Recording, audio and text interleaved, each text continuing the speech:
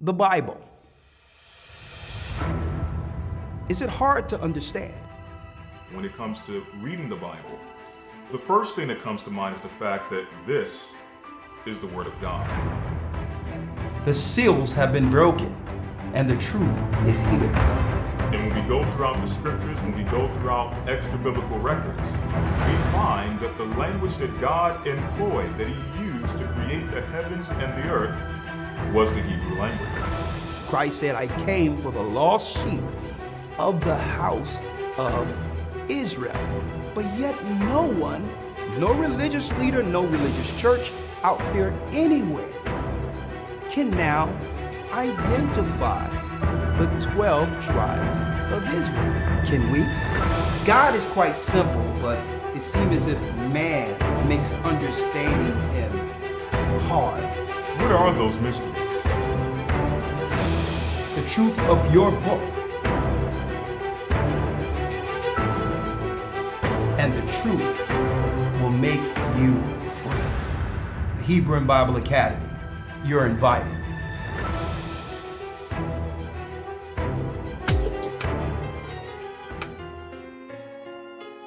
Come on in. Come on in. Blessings. The East is where we're from.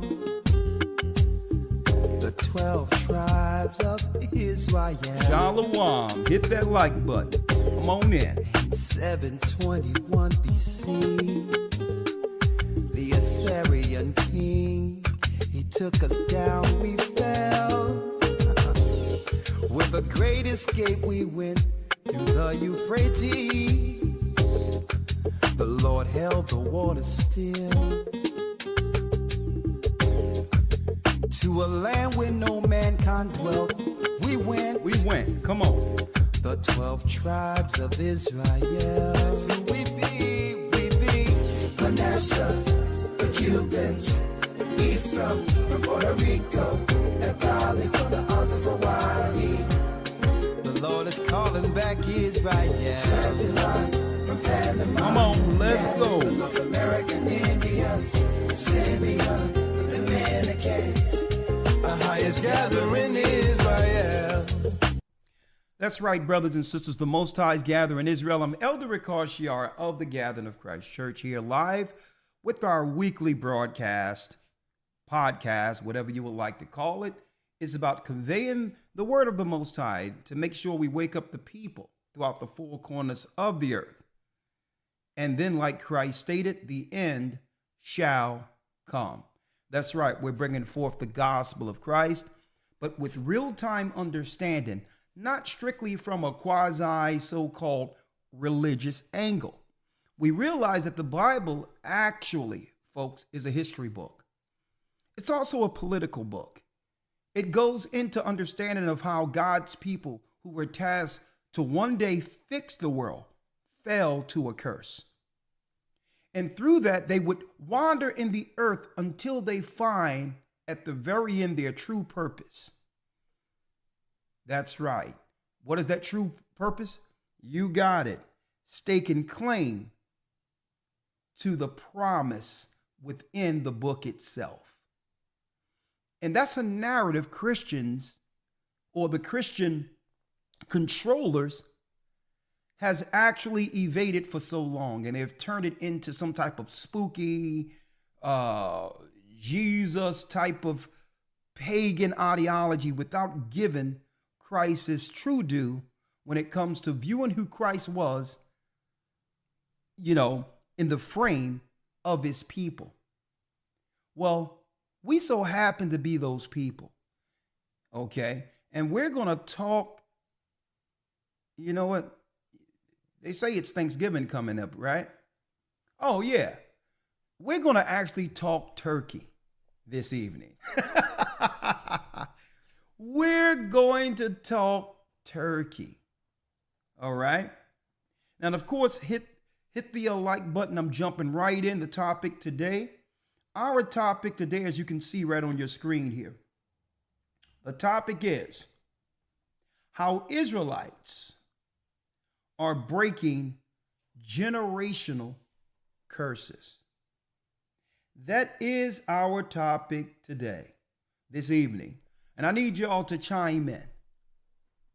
Our topic this evening, how Israelites, okay, it has nothing to do with religion, folks, and I'm going to show you this. How Israelites, and what they call Israelites today, how we, the children of Israel, are breaking generational curses. And not just a curse. We're not just breaking the curse off of our people. Okay? We're breaking a curse off of the earth. Because in order for the powers that shouldn't be, in order for them to lie to us, they had to lie to everyone. And today, we're dropping truth. We're dropping truth, folks.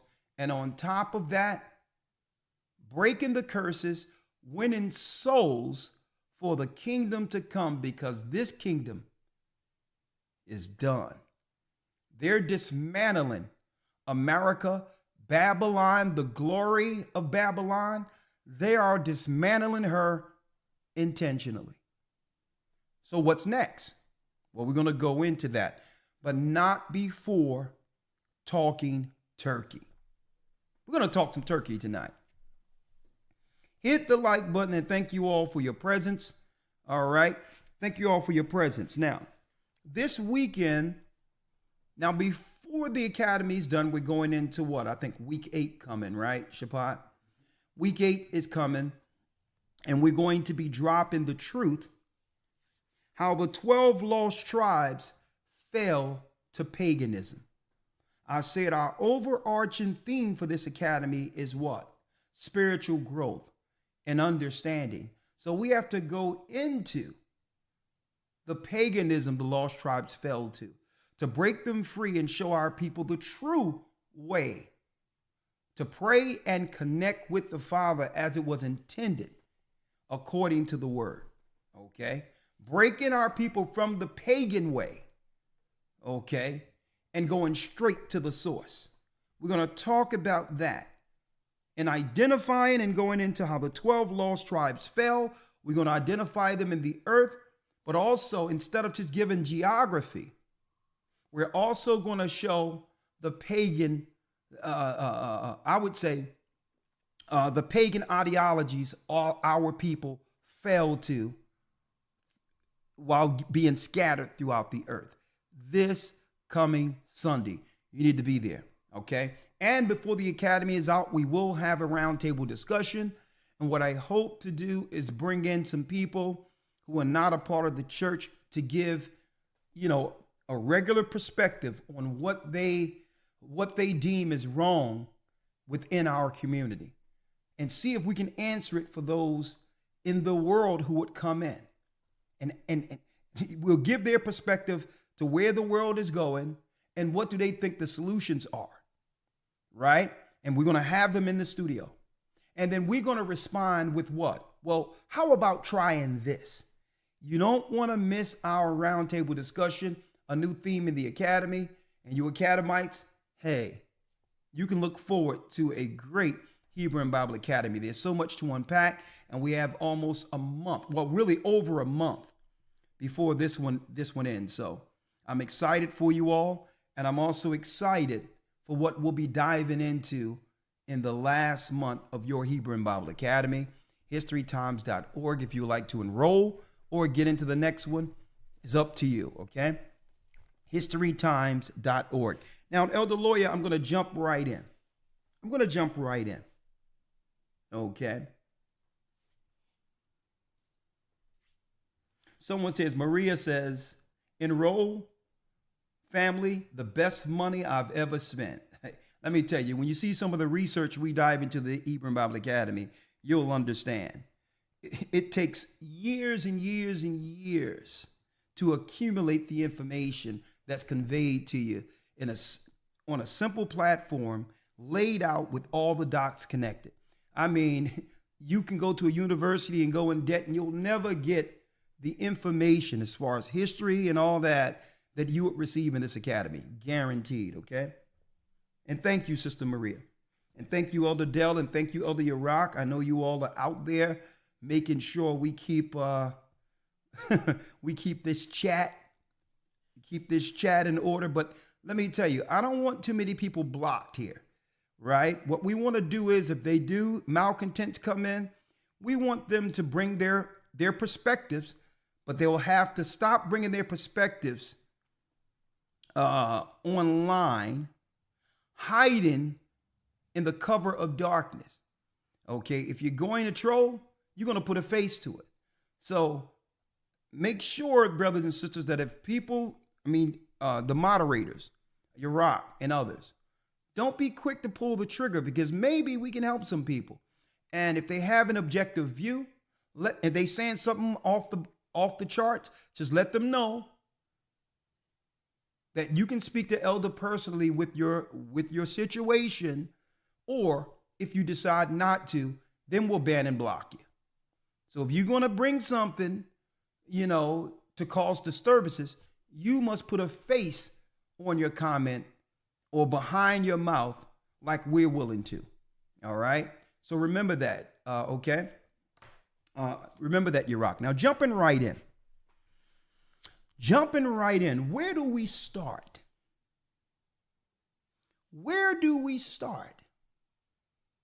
Well, the Bible gives us some insight on the curses that were placed on the 12 tribes of Israel.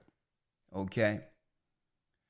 Most people out there are confused because when they see a Bible, when they see Israelites, the first thing pop into their mind is some radicals or some new religion just popped up in the earth. And I think the majority of people are too distracted or don't care altogether to look beyond the surface of why the Most High in these end days have began what you would call some people who we thought was Negro, Black, African American, or whatever, or Hispanic or Puerto Rican. Why all of a sudden the Most High God has these men standing up, staking claim to Israel.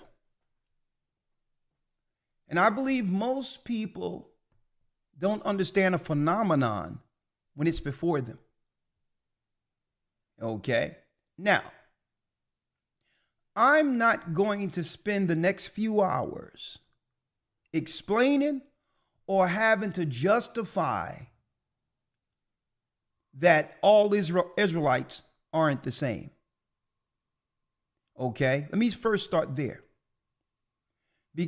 Number one,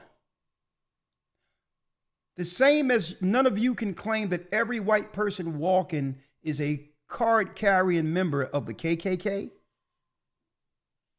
you can't claim that an Israelite, and I think it's lazy to look at Israelites and just paint all Israelites with a broad brush. It's lazy. So I wanted to take my time and show you that what we're seeing in the awakening of Israelites is a phenomenon that the world been waiting to oppose. They set up this whole world order in place, knowing that one day the 12 tribes would come to that understanding that we are not Negroes, Black, we're not Africans, we're not Puerto Ricans, we're not Latinos, we're not Indians. They just have to push it down the road and get the new world infrastructure in place in preparation to when they can no longer lie to the true children of Israel. And I'm telling you now, and I'm going to prove it, that they knew that this moment would come. Christ talked about this moment. The prophets spoke of this moment.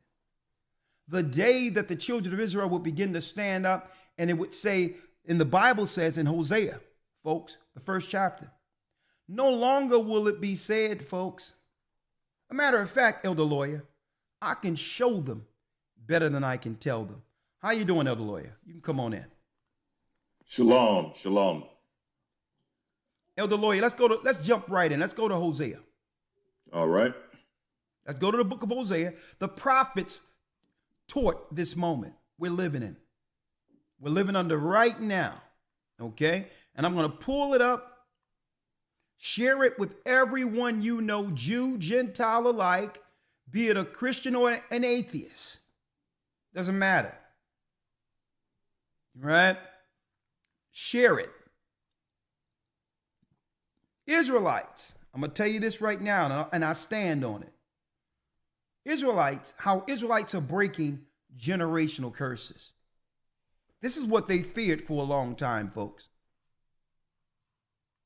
Right? Elder Lawyer, let me pull you in here. Make sure I have you here 1 second. Yep. Right? If you may, Elder Lawyer, read Hosea 1 and 9. Matter of fact, the 10th verse. Yes, sir. Hosea 1, verse 10.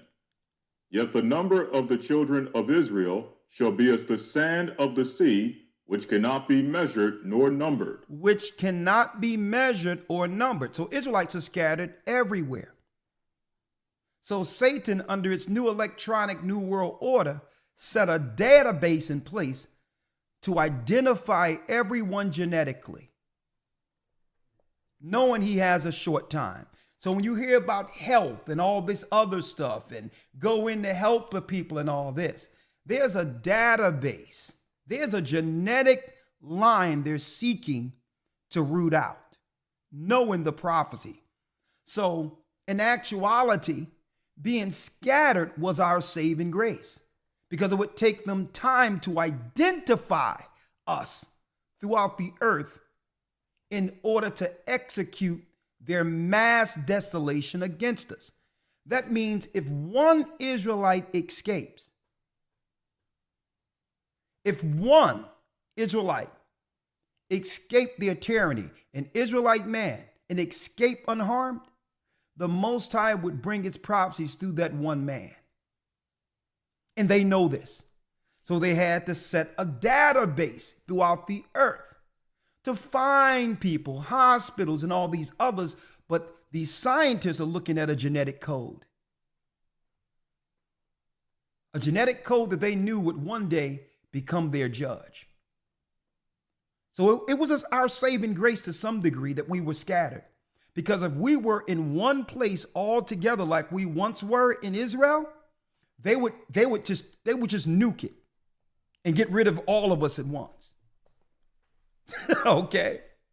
So, yet the number of the children of Israel shall be as the sand of the sea, which cannot be measured nor numbered. Read.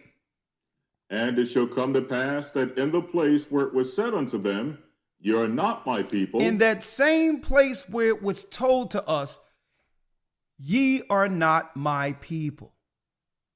Right? In slavery and others. Because the Most High didn't give no name such as Negro, Black, African, African American, Puerto Rican. The Most High don't know anything like that. Jamaican, Haitian, okay, Aussie or Australian indigenous, Indian. The Most High never called his people these things.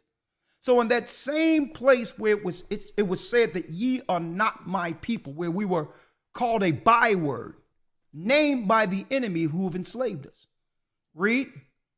There it shall be said unto them, Ye are the sons of the living God. In that same place the children of Israel were scattered, there it shall be said unto those same people, don't believe the hype. You're not who they say you are. You are, in fact, from the lost tribes of Israel. You are God's chosen people. And that's the phenomenon even Willie Lynch understood could break this curse. I'm going to drop something on y'all today, folks. I'm going to show you how out of everything we have ever followed throughout history, it took men coming out staking claim to being Israelites to change everything.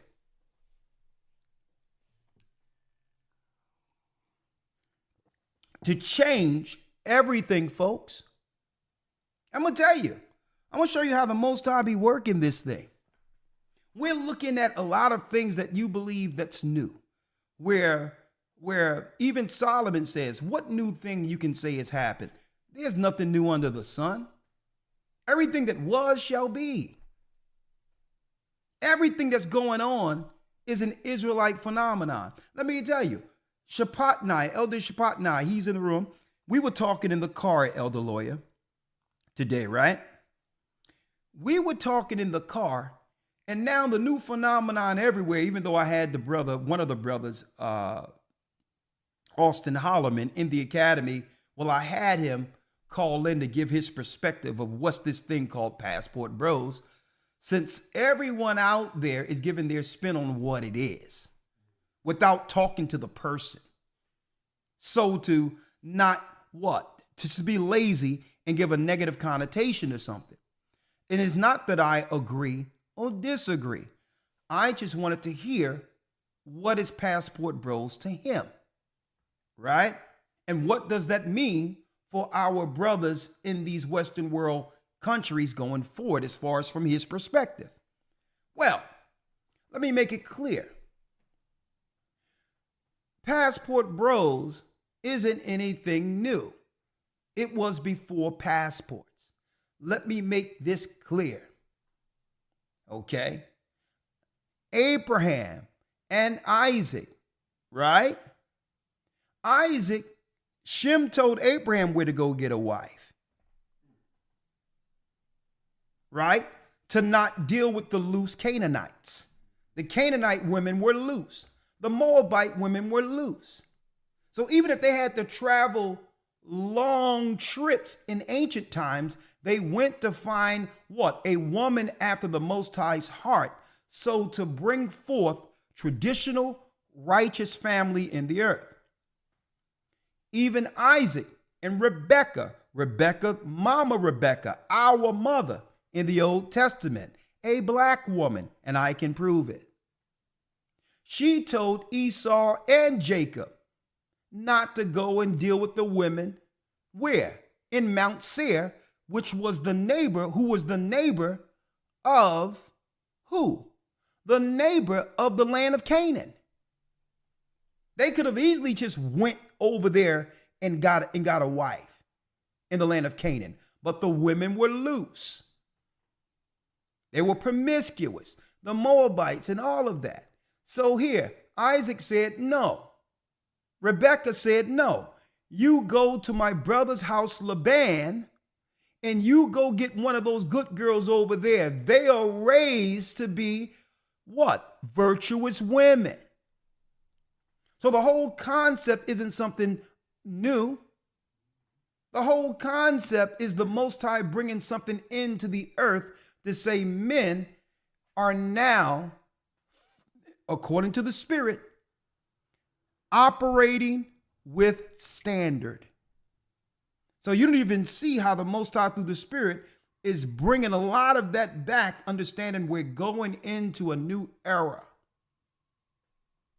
where the status quo will no longer suffice, even if we have to go somewhere else to get it.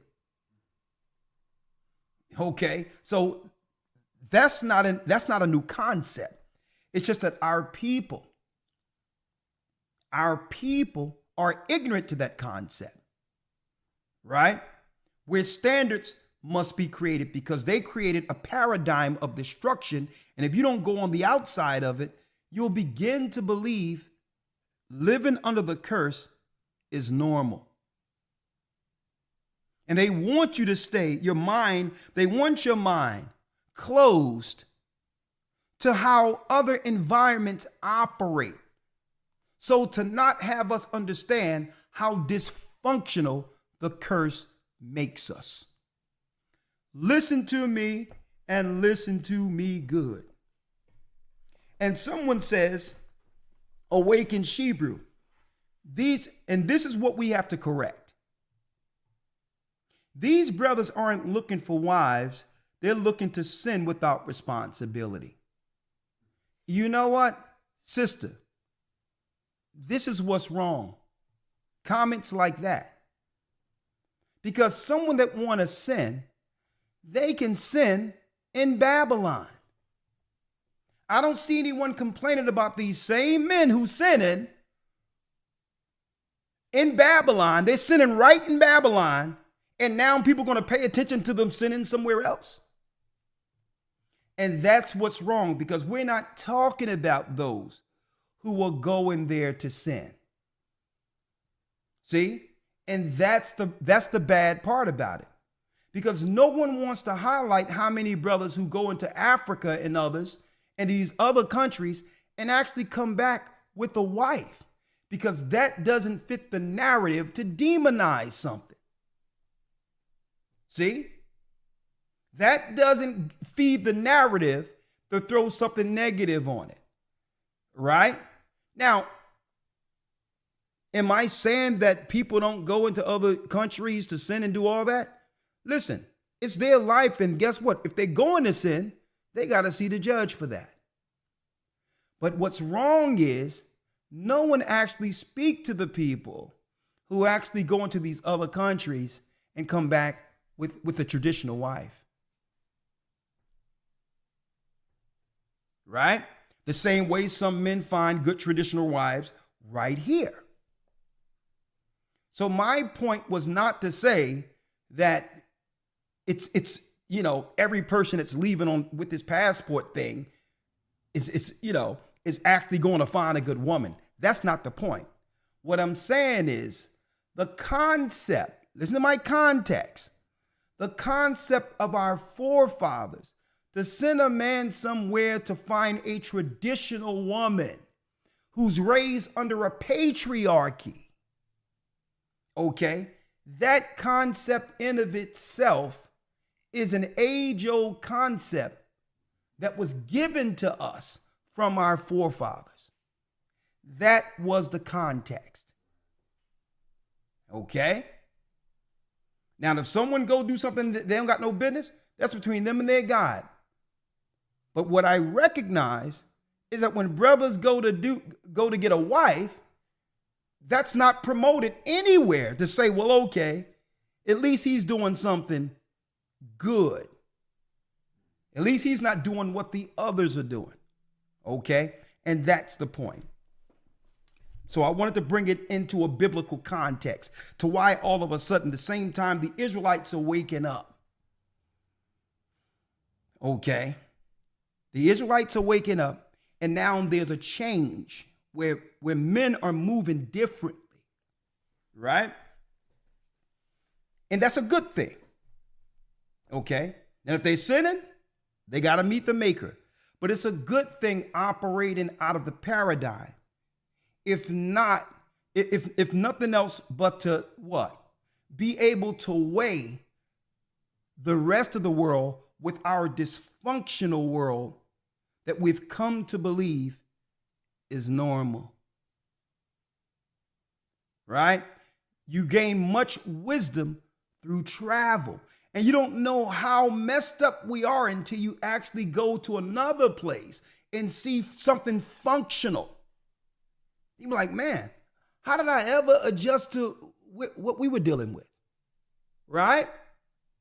So let's look at it from the positive aspects, right? Okay. So let's go now. Let's talk about it. I wanted to clear it up. There, right? And I don't want to stay on that because we're going into the curses right now, Elder Lawyer. How are Israelites breaking the curses? How Israelites are breaking generational curses, right? Right?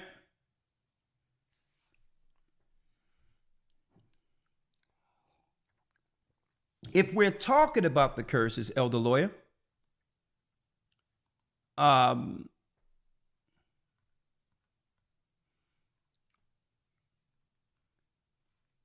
let's go now to Deuteronomy 28, Elder Lawyer.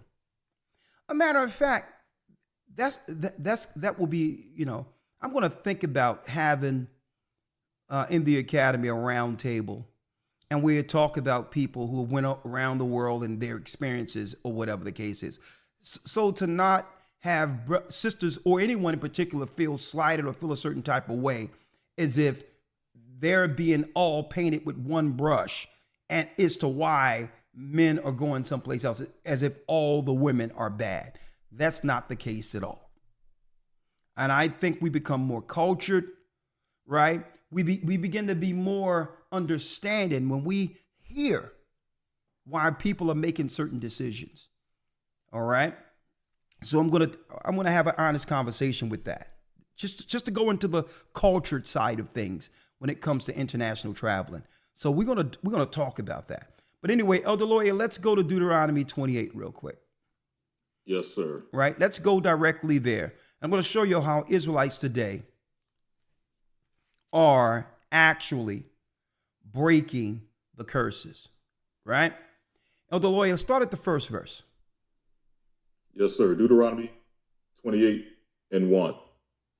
And it shall come to pass, if thou shalt hearken diligently unto the voice of the Lord thy God, to observe to do all his commandments, which I command thee this day, that the Lord thy God will set thee on high above all the nations of the earth. Now, that means if the Israelites were to follow the what? You got it. The commandments given by the Almighty to Moses. Moral, civil, dietary laws. Okay? Moral, civil, dietary, and also the holy days, the Sabbaths, and all that. If we were to do this amongst each other, the Most High would what? Allow us to govern as the chosen people, not just over Israel, but the whole earth. He would set Israel above all people of the earth, right? Now, and of course, we got some of these newly created black conscience, unconsciousness out there, Elder Lawyer. They call themselves conscience, and I've never seen some people more unconscious in my life. They'll go in and talk about, y'all got the Bible from the laws of Ma'at. Because some of the principles within the Ten Commandments can predate Moses, right? So that's what they'll say. And then I respond back with, okay, since you know the Bible got its tenets from the laws of Ma'at, when are y'all going to start teaching the laws of Ma'at in our community so to save us and help us? Or your argument is just to refute or try to claim the Bible isn't true? Because that's the only time you bring up the laws of Ma'at. That's how you know they're unconscious. If the Bible have moral principles that could bring us together that you claim Moses stole something from, or the Hebrews stole something from, shouldn't you be governing our people through these same laws? And what they don't know, because they're so unconscious, out of their minds, because they're only bringing up history to actually refute and argue the Bible, because the Bible is pointing out their wickedness, right? And their sin. That's why they don't like it. Well, I'll tell you this. What they don't know is the first 7 Noahide laws were given to Noah for all of his 3 sons, Ham, Shem, and Japheth. So the 10 Commandments didn't just start with Moses. Okay? The laws on how to govern the earth righteously was within the seed of the righteous since Adam. Shem. You had Adam, Seth, Methuselah. Before Methuselah, who you have? Enoch, the righteous. Then Noah. How do you think Noah knew the difference between clean animals to have more clean animals on board than unclean animals? He must have knew the law of sacrifice and the fact that it's the clean animals that are used for righteous sacrifice. So the law didn't start when Moses received the law. That was the Most High reestablishing the law with his people, like was prophesied. So when you go into the laws of Ma'at, with your idiocracy, I would call it, within the unconscious community, understand the 7 Noahide laws were given to not just Shemites on the ark. They were given to Ham, Shem, and Japheth. Well, the Egyptians so happen to be from the seeds of Ham. So if they do have the Noahide laws in what? The laws of Ma'at, it came from Noah. It doesn't mean that the Bible stole it from Egyptians. There were history before the Egyptian empire. What y'all need to do is break down and come learn. Because as much questions they have in debating their confusion, and guess what? I don't see anyone in the conscious community coming together because they don't have nothing but questions and debate that show you they don't know anything. And there are a stumbling block to our people is why I'm highlighting it. They only want to argue the book. Why? They want to argue it because why? The majority of the people they're looking to get into their satanic cult, they know came up respecting and believing in it. The conscious community is what? The religion of devils. They're unconscious. And guess what? Anytime if they want to call up one day, we can talk. We can talk turkey since it's so-called Thanksgiving time. Okay? Now let's go, Elder Lawyer. Let's go Deuteronomy 28. And I'm gonna touch on that Thanksgiving in a moment. But let's set the record straight. The 7 Noahide laws were before the Egyptian empire. And those laws was reinstituted in the 10 Commandments later. So it doesn't mean because you can, guess what? You can find the 7 Noahide laws in China. Because that's right. The Japhetic people were on the ark too. These are the laws Noah gave Ham, Shem, and Japheth. And that's why you'll find what? A similar foundation when it comes to governance and the institution of governance throughout the earth because Noah gave them those laws. I digress. Let's go to Deuteronomy 28, Elder Lawyer. Let's hit it. Yes, sir. Deuteronomy 28:1. And it shall come to pass if thou wilt hearken diligently unto the voice of the Lord thy God, to observe to do all his commandments which I command thee this day, that the Lord thy God will set thee on high above all nations of the earth. So the children of Israel would be set above all people of the earth. Now what we're seeing over there in that war today, there's a so-called religious claim that some people are doing theologically that I don't agree with, right? But all in all, they're using that theology of the lost people to justify staking claim of the Middle East. Well, they can do whatever they want to do politically. I'm here to set the record straight concerning the people God is speaking to right here in Deuteronomy 28. Let's go into these curses, Elder Lawyer. Let's go to the 15th verse. Yes, sir. Verse 15. But it shall come to pass, if thou wilt not hearken unto the voice of the Lord thy God, to observe to do all his commandments and his statutes which I command thee this day, that all these curses shall come upon thee and overtake thee. So the God of Israel, the God of all gods, his name is Ahiah. He told the children of Israel that if we didn't follow these laws, because it's our righteousness that places us above all people. So if we're going to be no different than heathen, why give us a chosen land? So no, if you break these laws, you're breaking a contract with God.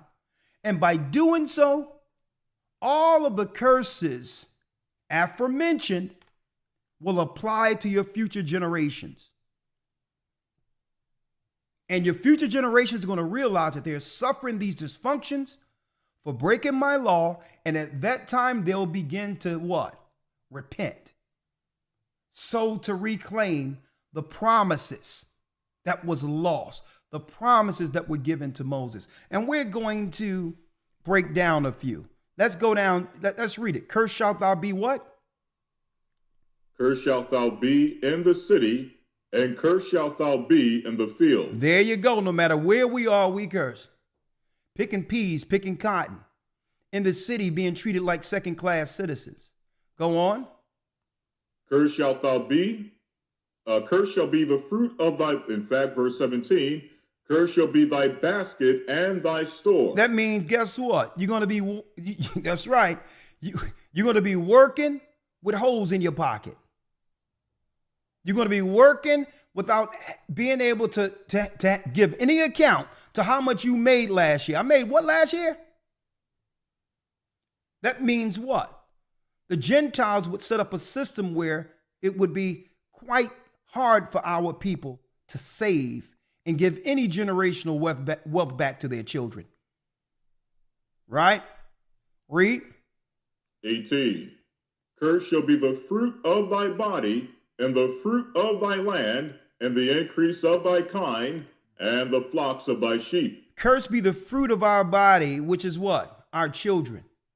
We would dread bringing children into the earth who's getting assailed and targeted no soon as they what? No soon as they're about to come out of the womb, you have some evildoers looking to do something to them. And it's only through the grace of God if any of our children make it past 9 months into this wicked earth. They got to fight for their mother to choose, since it's her body and her choice, to give that child life. That's a curse. Read. 19. Cursed shalt thou be when thou comest in, and cursed shalt thou be when thou goest out. Here it is. We curse when we come in the earth, right? Feeling miserable. How am I going to take care of this child? Look at this evil world. And then, guess what? You go out like nothing. We have our elderly die alone. They're dying alone in these conclaves we call hospitals. They're dying alone, being thrown on slabs with no honor, no respect, no name, and no generational anything to give their children. And at the end of it, they don't even deserve a plot to put their body in. When they go out, they can expect the family to burn their own parents in a pagan ritual called cremation. And that's a shame. That's a curse. Read. Verse 20. The Lord shall send upon thee cursing, vexation, and rebuke, and all that thou settest thine hand unto for to do. Read. Until thou be destroyed, and thou shalt perish quickly, because of the wickedness of thy doings, whereby thou hast forsaken me. You have forsaken the way. You have lost the path. Read. And the Lord shall what? 21. The Lord shall make the pestilence cleave unto thee. The pestilence cleave to thee. Read. Until he hath consumed thee from off the land, whither thou goest to possess it. And when you go, that's right, the pestilence is going to be in your dwellings. Folks, I've seen scenarios, and I'm going to tell you the truth. I know people like to hide, shame, and all that. I've seen scenarios growing up in Philadelphia, folks, where you go down to Raymond Rosen projects and all these areas where what? Roaches and all that is operating like family members up in there. I'm like, yo, you cut on the light and everything's scattered, and it's like they become so normalized and they get so adjusted to it that it doesn't even bother them anymore. I gave an example. I was talking to the brother when we were doing this, the songs the other night, and we were going back in the past, and I told people how I used to do it. I went into a place when I was getting my life together and getting this understanding together, and I'm like, you know what? I need to start from the beginning, right? Went down to 48th and Walnut, found a flat. And when I looked in that flat, I was still trying to get my job. I just got a nice job and all that. And I'm like, you know what? I need money to save. So I realized that in order for me to make money, I had to make sure that all of my bills was within 25% of my take home, and that would be my budget. So I said, I got to make this $700 work. What did I do? I went to an apartment building ran by a Russian right there on 48th Street between 48th and 47th Street. Right? It was a flat on the 3rd floor. I went in there. There were rats, roaches, you name it. It was horrible. So what did I do? This is what I'm going to do. Boom. I knocked on the door under me, and I knocked on the door on the 1st floor because I know that if there's roaches, they're all over the place. So what did I do? I seen mouse droppings. I seen everything there. I'm like, no, I'm a child of God. We ain't living like this. So I was respectful. I knocked on the doors and said, listen, this is what I'll do. I got a paid exterminator to come through for all 3 floors, right? That's what I told them. All 3 floors, and give us a clean thing and I'll pay for it. If you're willing to take one day off or a Sunday off and just go take your children to the park or whatever the case is, and I'll handle it. What did I do? I didn't have no paid exterminator. What I did was I got me some bombs. I got everything I needed. I covered up all the nice stuff they had in their house. I did it on my flat, hit their flat, and the bottom flat. I cleaned it all up. I started 7 in the morning. I let loose the bombs, and if I seen any holes where roaches were, where rodents were, I took some glass, I chopped it up, put it in all the holes, because I know they're not going to travel through no broken glass. And then I put steel wool in, and I plastered every hole in that whole building. Swept all, I was done by 5 o'clock. Wiped everything off, cleaned, it was a pile of roaches up to here on the ground. I took some lighter fluid, burned them bad boys up, wiped everything down, and painted the whole flat. And by the time that landlord came in there, it was like coming to America, Elder Lawyer. That landlord was looking like, what the Hades did you do up in here? Listen, I don't know what you think, but I'm locked in for 2 years for $700. Okay? That's how I'm playing it. Okay? The contract is already signed, dude. I'm locked in for $700 for 2 years. Okay? The place like a brand new flat. I wouldn't put a pool table on one end. It was windows where you look right out on Walnut Street. I did it up. And I'm like, okay, now let me focus on my studies. I don't got to worry about no rent. But that's what you got to do, folks. If you are an Israelite, you got to understand that when the Most High show you these curses, he's showing you exactly what you need to fix. And not what? And not own the curses. Once you recognize you're an Israelite, it's upon you to look at these and say, I'm ready to do the reverse. And then there's someone come knocking on my door. I really appreciate what you did and this, that, and the other. Girl from the floor under. And I was like, yeah, it's just to all due respect. I'm not, no. And she's like, what you gay or something? I'm like, nah. Sis, I don't want nothing from you. And automatically when you don't want to go there with somebody, they start thinking, they start shaming people, talking about you gay. Nah. I did you a favor, sister. I'm not asking for nothing. She's knocking on my door, coming up. I'm like, nah, I'm good. Okay? I need these scriptures right now. Peace. Okay? Now, here it is, Elder Lawyer. So the Lord shall make pestilence cleave to thee. Read.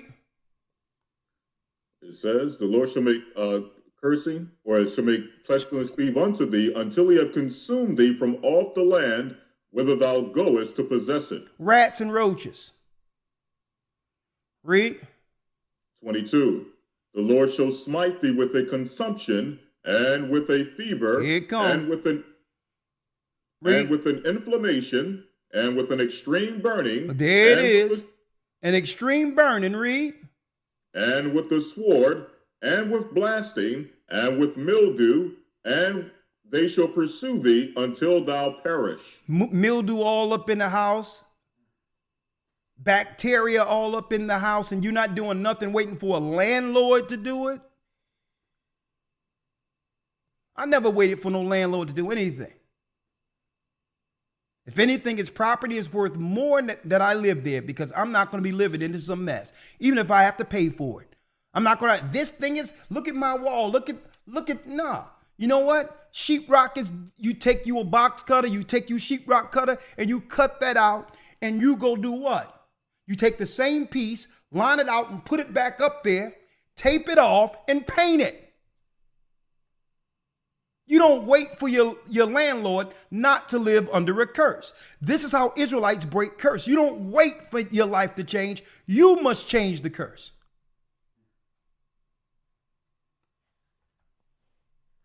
And this is how Jacob became a blessing to everyone, because every place Jacob went, that place was better after he left it. And it's a mentality to wait for someone else to undo our curse. Well, I'm going to hold back the rent. I'm going to do this. Nah. You make that place better. If you're regal, you must walk in it. You must live it. There's not a place that I didn't live in that once I left, it wasn't better. And I don't care. And it started back when I began to understand that I don't have to what? I don't have to become the curse and be desensitized to it to a degree where it doesn't, that I don't even recognize the curse exists. That's what it's talking about. You see the curse and they're saying, well, okay, how do we get our people out of it? Well, now you understand what cleaved to us and say, you know what? I'm going to do something about it. And this is how Israelites, folks, Israelites are breaking generational curses. Read on. Matter of fact, let's go down to the 28th verse. Yes, sir. Verse 28. The Lord shall matter smite of fact, thee with... let's go down here. The Lord will smite thee with the botch of Egypt. Yes, sir. 27. The Lord will smite thee with the botch of Egypt, and with the emerods, and with the scab, and with the itch, whereof thou canst not be healed. Boils and all this other stuff that's going on. Cysts and all these other things, not even understanding the root of it. And a lot of you thinking, well, okay, it's hocus pocus. Nah. The Most High knew what would cleave to us based on our future dietary choices. He knew that now that we would walk beyond the parameters he gave us for dietary and begin to eat slop and mess. And he knew it would lead to scabs, boils, cysts, sicknesses.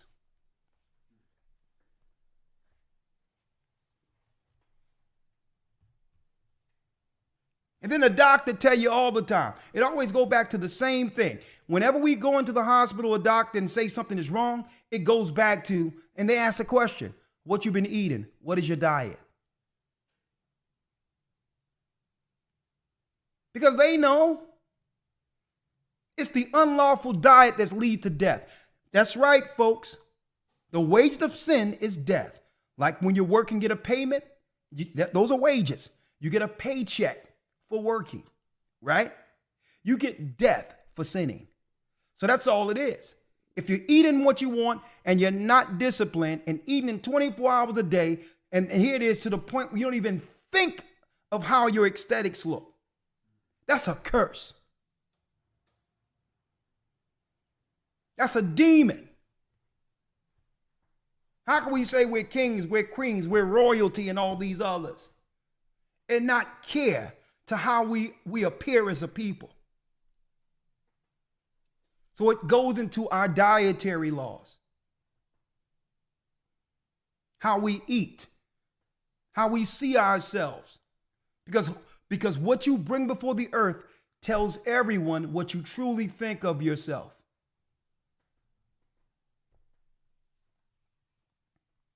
Let's go straight down. Thou shalt betroth a wife. Yes, sir. 30. Verse number 30. Thou shalt betroth a wife, and another man shall lie with her. You shall be engaged to a wife like it happened where? In slavery. And another man is saying, okay, you can have her tomorrow. A matter of fact, I will have you hold hands and have the preacher bring y'all together. But she's mine tonight. Who does that sound like? So if we're going to talk about the lost tribes of Israel, let's get down to it. No other people can claim that this happened to them. No other people can claim this happened to them. This happened to the lost tribes of Israel.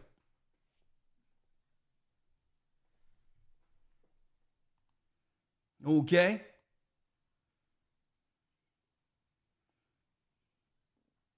Okay, all right.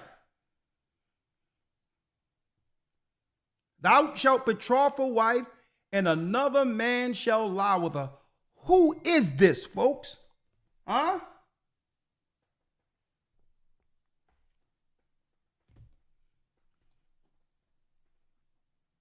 And just like Denzel said in one movie, I put my name on this. I guarantee this. Okay? I put my name on this. I guarantee this. We're the children of Israel, folks. And they are running mad because they know that what this means, not just for the earth. What's going on, there's realm wars going on.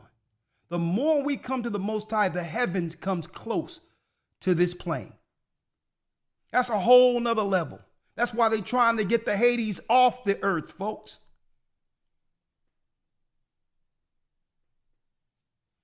That's why they're looking to exterminate us before it's over.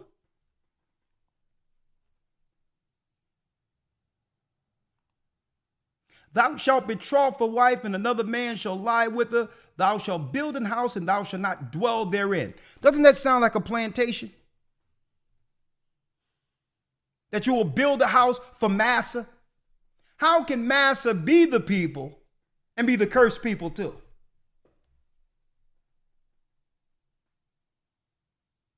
Thou shalt betroth a wife, and another man shall lie with her. Thou shalt build an house, and thou shalt not dwell therein. Thou shalt plant a vineyard. That means we would plant what? Everything for them. Do y'all know all the industries we see today was built off of slave labor? Whether it be IBM, whether it be GE, everything started with what? Before they pivoted into corporations. It was plantations. We built America. We literally built America with our bare hands and was paid nothing.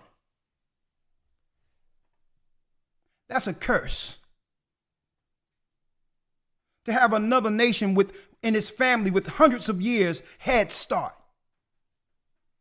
Only to claim that you pulled everything up from your bootstraps and all that, and there's an equal playing field. You a liar, and the truth isn't in you. Then the other immigrants, the Italians and others, Germans, they come to America and say, well, I don't have nothing to do with that. I don't have nothing to do with that. That was before we came. We just came for a better life. Well, guess what? Guess what? The foundation was built. The same foundation you getting paid on. Which means if you participate, it makes you what? It makes you a debtor too. You are complicit. Because there's no house anywhere you can go into that doesn't have a foundation first. So you can't come later after the house is built and say, I had nothing to do with it. Nah, you are a part of the debt. You can't play that game. Because the land of opportunity for you to flee to and have a better life outside of Europe started with on the bones, backs, and the destruction of God's people. So if you don't want to stake claim to the debt, you shouldn't have came. The house was built on blood. So don't try to come and say, well, that was generations ago and a long time ago. And this is why you want our sons reading at a fourth grade level, so you can teach them intersexuality and not be able to understand history. But it ain't flying here. Because as long as our people have eyes to see and ears to hear, they're going to run into videos like this. Huh? So don't try to claim it was a long time ago. Wait till y'all see how we're going to unfold and unpack this broadcast tonight. Hit the like button. So don't try to claim because you came later you had nothing to do with it. You knew what was here. That's why you came. The North American Indians were operating with us in all of that. Sometimes we would escape the plantation and find refuge amongst our people, the Gadites. The Seminole Indians fought you over and over again in Florida.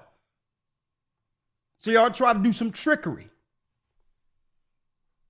Y'all come over here as Irish and others, and then you claim to be, what, $5 Indians to now stake claim to being Gadites when you know you weren't the people. And then you take the Indians who look no different than us and threw them in the same pool as Negroes so that they cannot stake claim to their property in the future.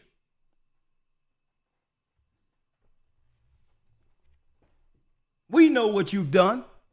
There's a lot of Gadites amongst us who think they're just Negro and they're not being told. So to not stake claim to the property that was here before you came. So tonight we're going to talk turkey.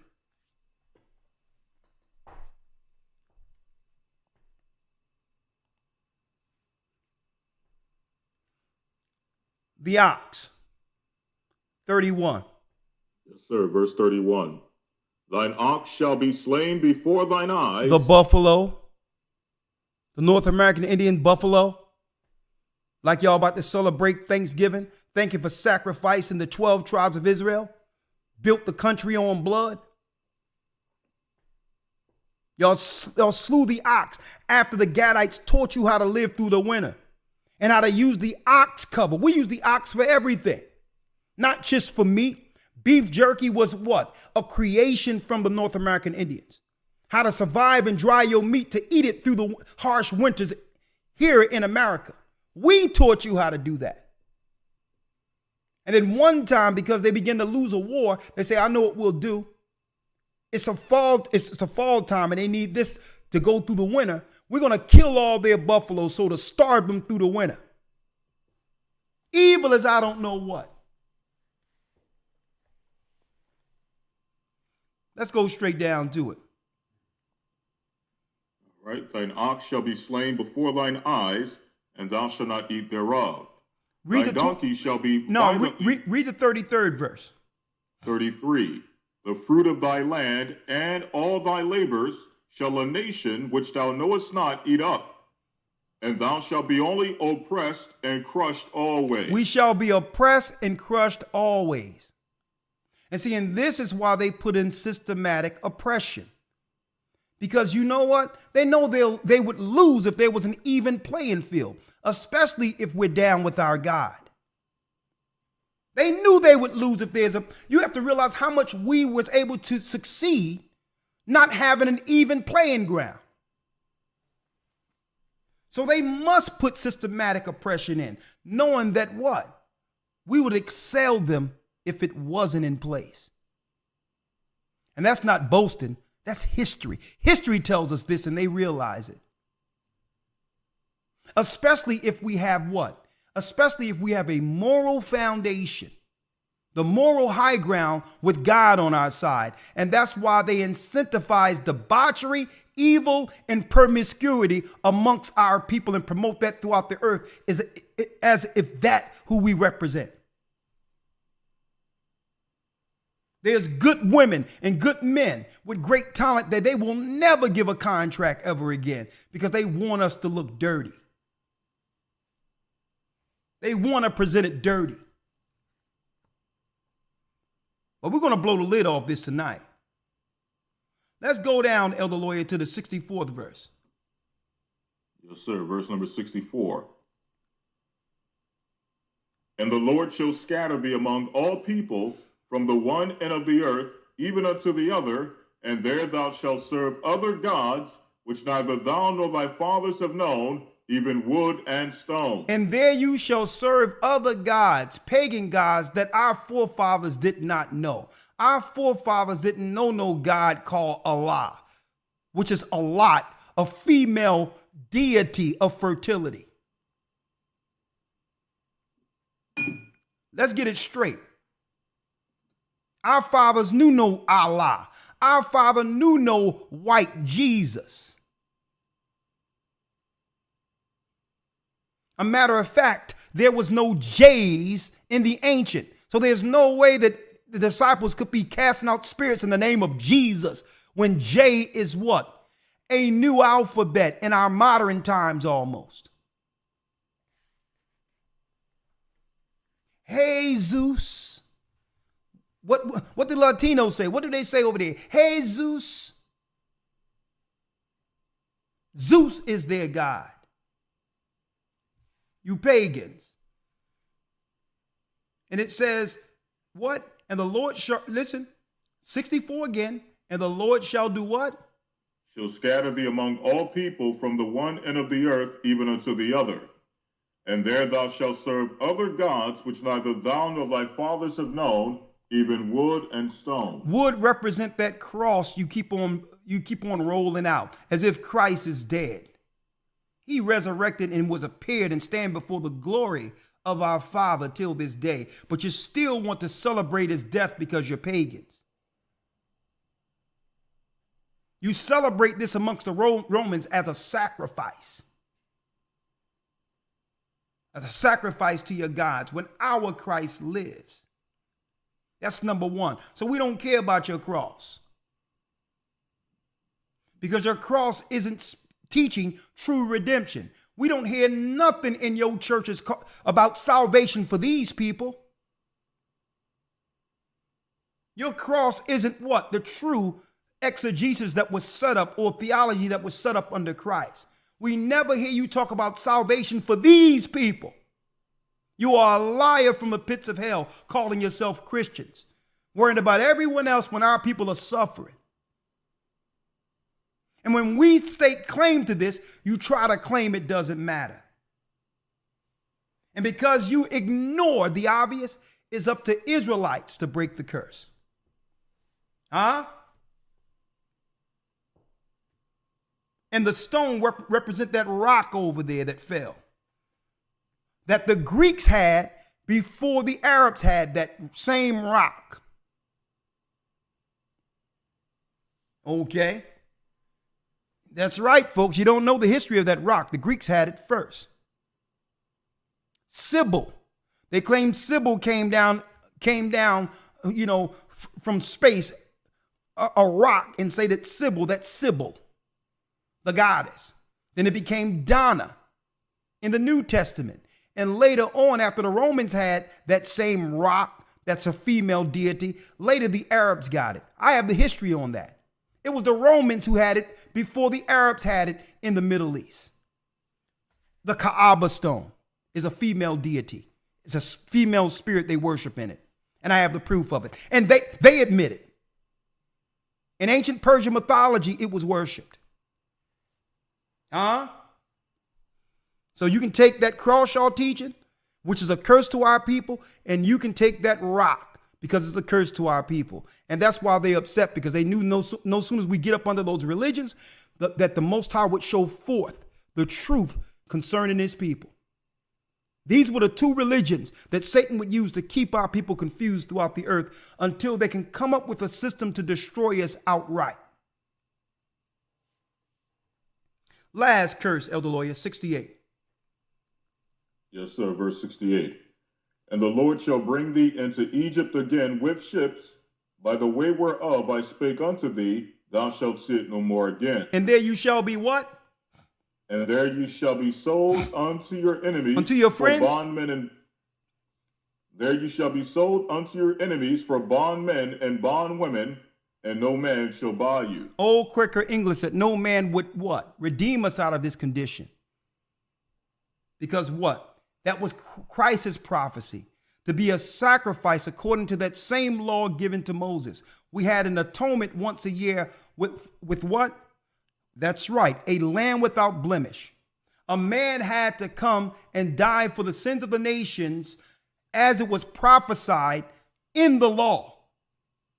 An innocent man had to die for our sins, and this gives us an opportunity from the heavens to stake claim today as pure. Even though we have sinned and our forefathers sinned, Christ's blood covers that sin and give us the right to stand and stake claim to our covenant as the children of Israel. Now, Elder Lawyer, even Willie Lynch knew. Even Willie Lynch knew. When they came up with how to make a slave, and I wonder what religion is him, but we'll leave it where it's at. That they would take a young buck, or the strongest of the men, a black man, Judah, here in America or in Jamaica, tar and feather him. The strongest amongst the men, and embarrass him before the family. So to throw the woman into a psychotic state that would lead the woman into raising her son like a daughter in fear of master harming her boy, and make the girl the go-getter. See? And this is why they keep the narrative continually in our psyche through what? Their programming. How they always showing George Floyd and all these others, a black man being shot, and that stuff doesn't happen as often as they're promoting it, but they always put it out there as a reminder so that women can do what? Keep their young boys at home like they should have their daughters, and have their daughters go out in the world like men.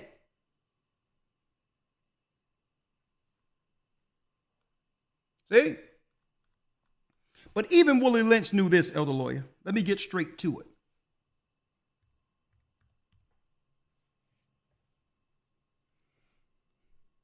Because they said they had to take care to focus on what? Listen to this.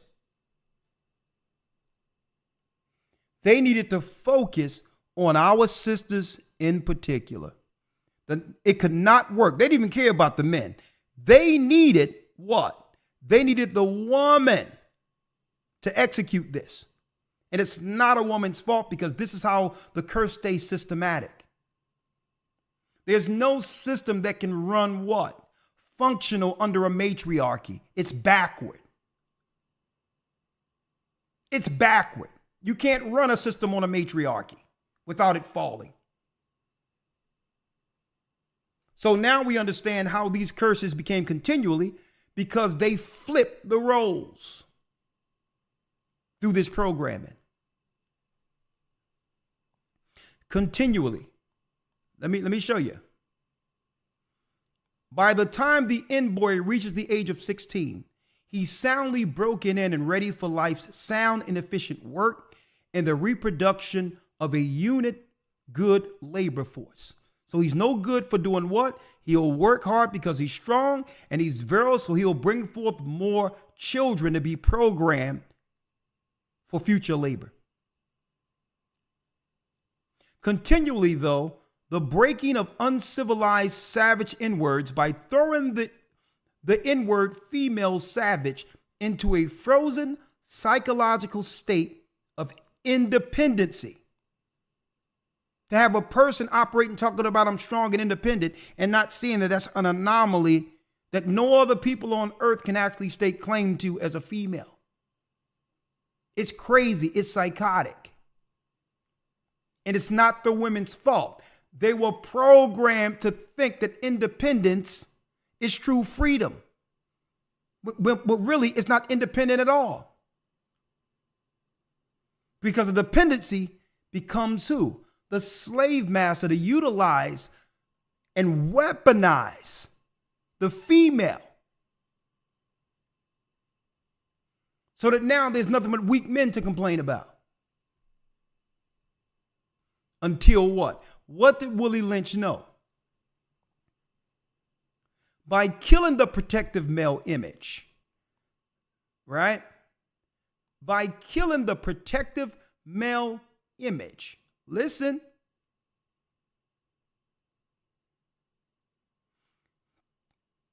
We have created an orbiting cycle. Listen. That turns on its own axis forever, which means a white man don't have to interject in future generations to keep this going. We'll be able to step out of it and say, listen, it ain't us. Y'all just doing this amongst yourselves. You can't blame us because y'all doing this amongst yourselves, not realizing that what? The dysfunction has been clearly put in place. So that now we can't point to them doing it because what?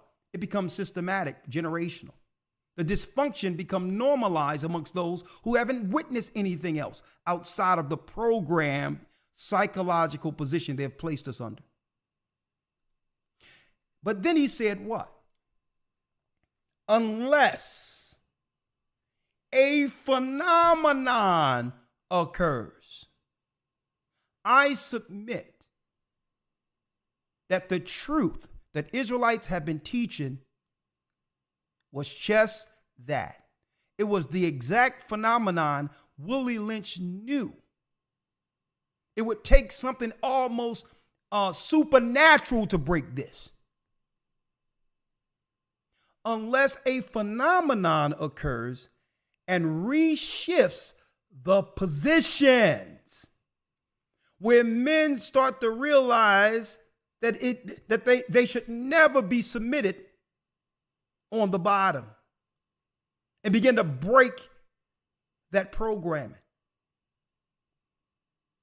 And reshifts the position of the female savages. You hear what he called the females? We're going to turn them into female savages.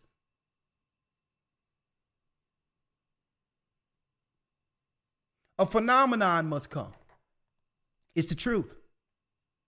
We show what we mean by example. Take the case of the two economic slave units and examine them closely. And this is why they continually use the mammy model. That was a mammy model that was established in slavery, where you get the mammy doing what? Programming the women to be what? You got it.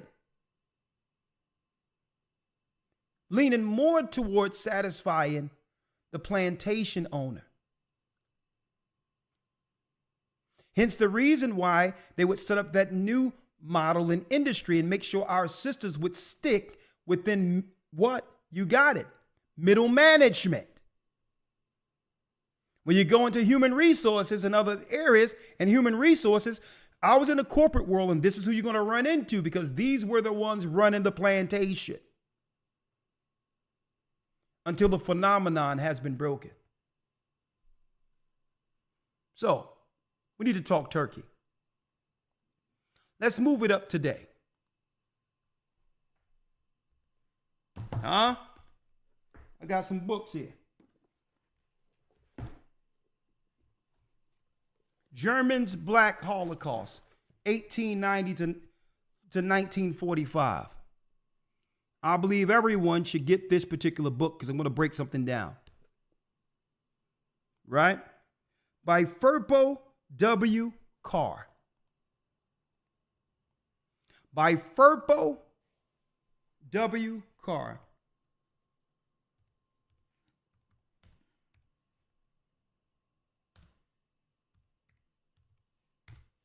I'm going to keep it on the screen.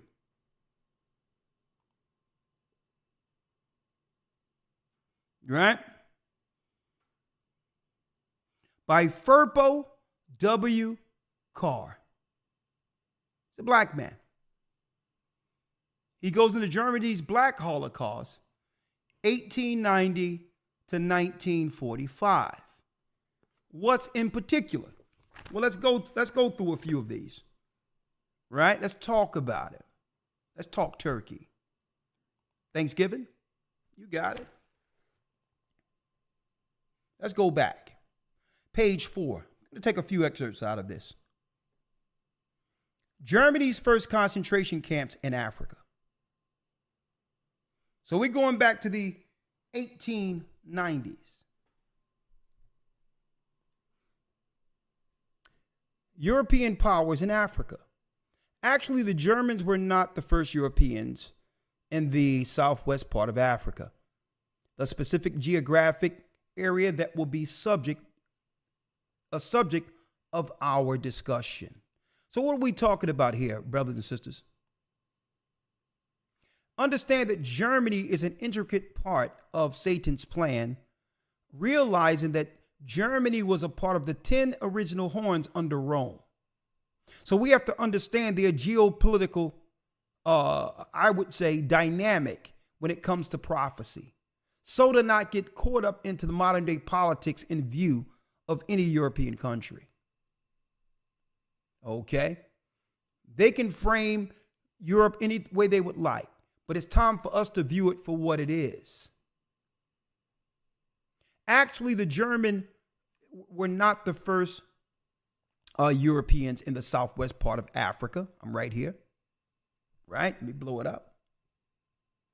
The specific geographic area that will be the subject of our discussion. The Portuguese lay claim to that distinction in a display of their devotion to the Church of Rome, Papal Rome.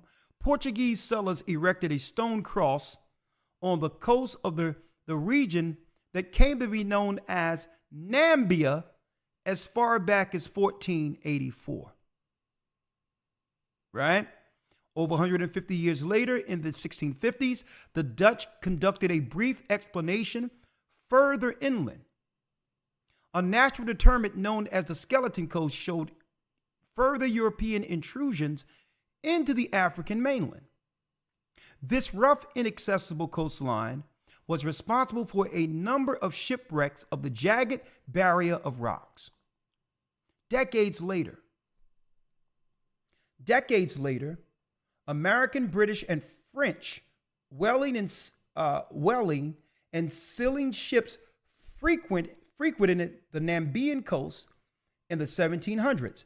Few whites actually settled there, although some trades took up residence. The newly arrived European residents traded firearms, ivory, indigenous Ovambo, and Haribo black African people, they're Judites. This trading, as has so often been the case from colonial expansionism, and proved ominous for the Africans. We're going way back to the 1700s, right? Now check out what it says on the next page. Namibia becomes a German colony, since we're talking about Germany. The Ovambo leaders, in an effort to stem the European intrusion, cleverly pitted the European powers against each other. These leaders exploited tensions between the British, German, and Portuguese, using the commercial interests for each power as a tool of divisiveness. Not to be outwitted, however, European powers responded by joining forces themselves and convened at the Berlin Conference of 1884 and 1885. You rarely hear of this Berlin Conference. With Germany taking lead, the Europeans haphazardly penciled in the present-day borders of Namibia and subsequently declared it a German colony. Why are we going here? Because usually when we speak about Germany, we start going into probably World War I, World War II, and not understanding what they were doing against us well before that time.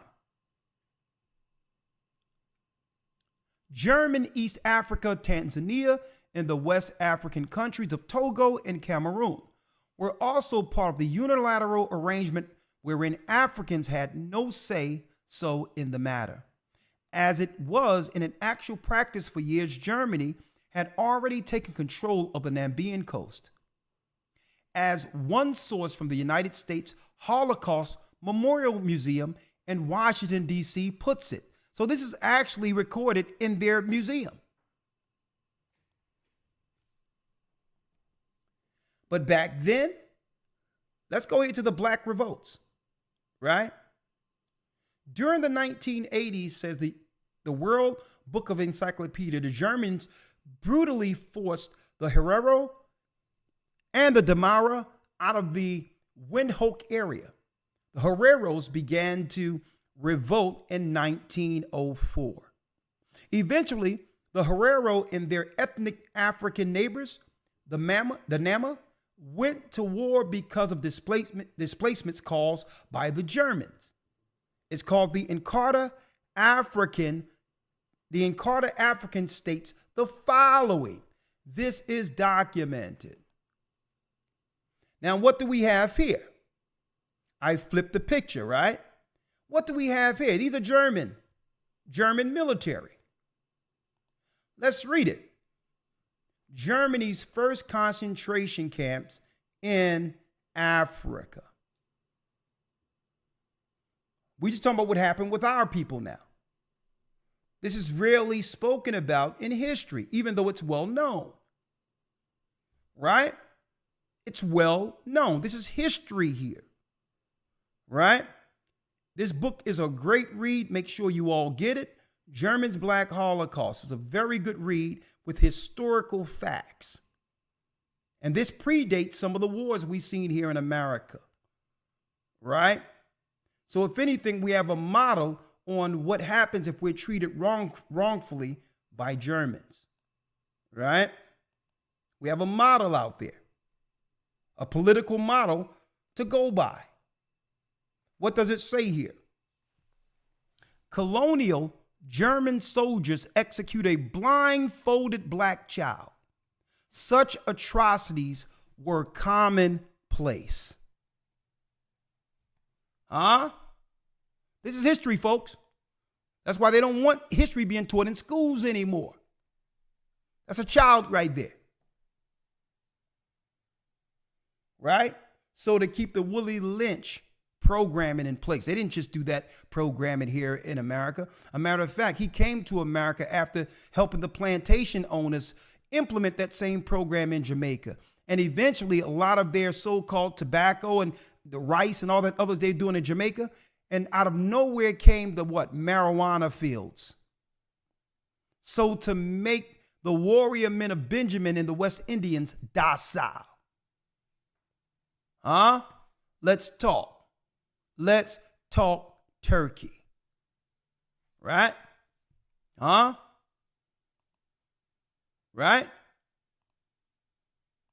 Now let's go here. Let's go into our modern times. Let's talk about what? Let's talk about National Archives of the United States. Okay? I like to really go into research that can be backed by your own research, okay? And this is what men of the Most High, this is what watchers are supposed to do. Watchmen. We're supposed to give you the details to understand the facts. Right? Because you see what happened to us in the 1800s and others by the Germans. Let's see what they do for the Japanese Americans who were in internment camps here in America. Search for the compensation and reparations for the evacuation, relocation, and internment index. Okay, you can look this up yourselves on archives.gov. So let's see what they gave the internment Japanese people here on the land that we built. About the redress program. The Office of Redress Administration. Because during the war, during the Japanese-American War, they put Japanese in what? Internment camps here in America. And shaped legislation to do what? To help those be restored financially for that wartime crime. The Office of the Redress Administration, the ORA, was established in the Civil Rights Divisions. Now, the Civil Rights is supposed to be for us, right? By Section 105 of the Civil Liberties Act of 1988. Everyone else eating off of our act. ORA acknowledged, apologized, and made restitution for the fundamental injustices of the evacuation, relocation, and internment of the Japanese Americans during World War II. That sounds familiar, World War II? The redress program was charged with administering the 10-year program. Listen to this program, folks, which by operation of law officially closed on February 5th, 1999. ORA was responsible for identifying, locating, and authorizing tax-free restitution payments of $20,000 to eligible individuals. They went looking for these people, folks, of Japanese ancestry. Since the redress program's inception, ORA has provided $20,000 in redress to more than 82,219 eligible claimants, totaling more than $1.6 billion. On the land we built, getting money under our Civil Rights Acts where our forefathers died, water hose, dog sit, our mothers suffered.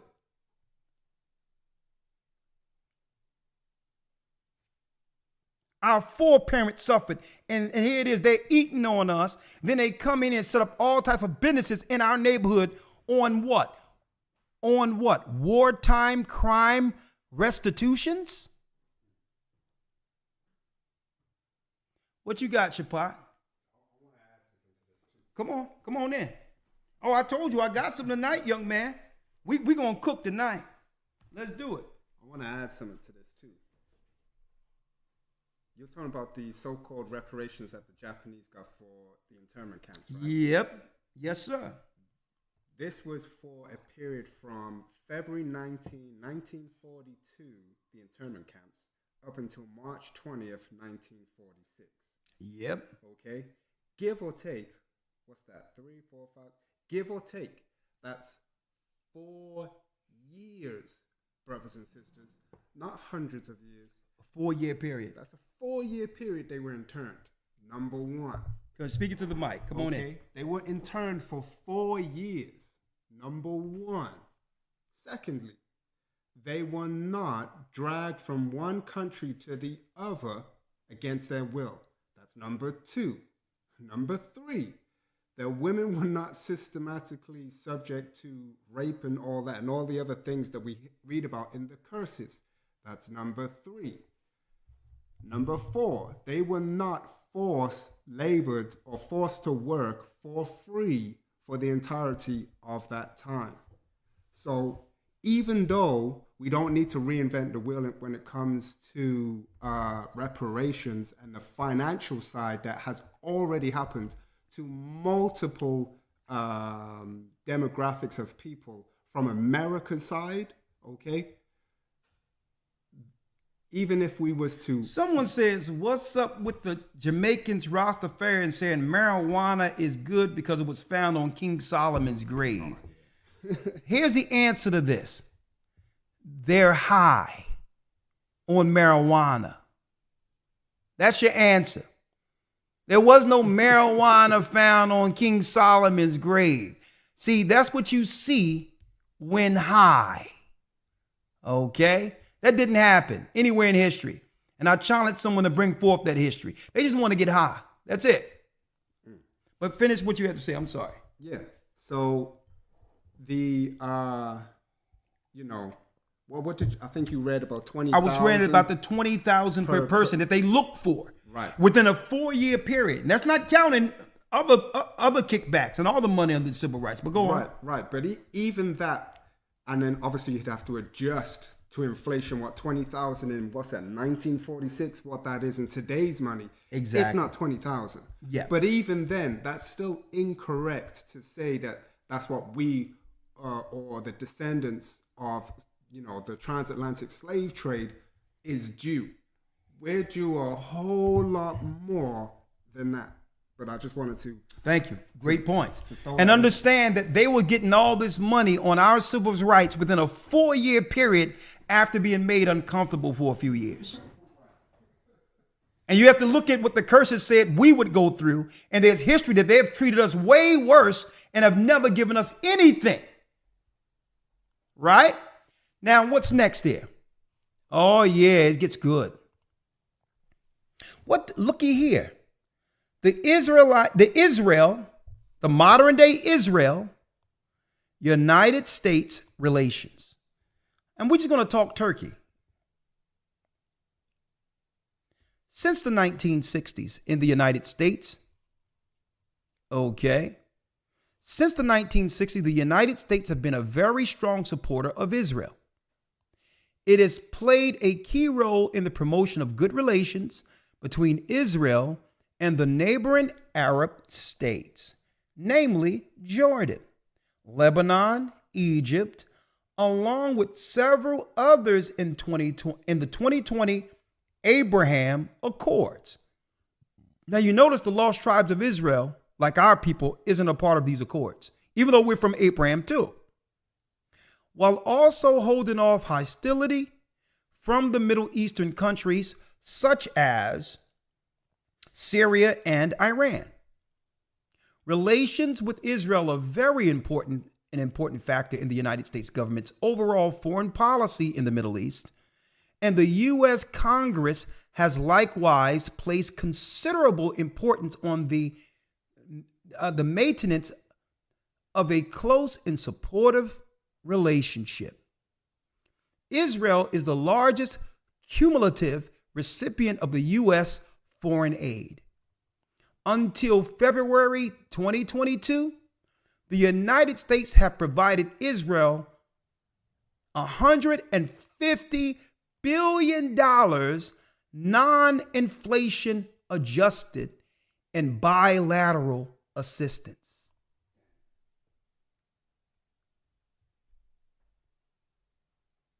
I'm going to pause there because we see a reoccurring theme here that there's usually some finances that's attached to a suffering of people under what? Who's under some level of destruction during wartime. Right? Look, you think that's something? In 1999, the United States government signed the Memorandum of Understanding through which it committed to providing Israel with at least $2.6 billion in military aid annually. That's every year. For the following 10 years, in 2009, hold up, let's go here. Let's go here now. In 2009, the annual amount was raised from $2.6 billion to $3 billion. Foreign country, folks. And they're telling us that nothing can be had for the people who built the country, who are in fact from the lost tribes of Israel.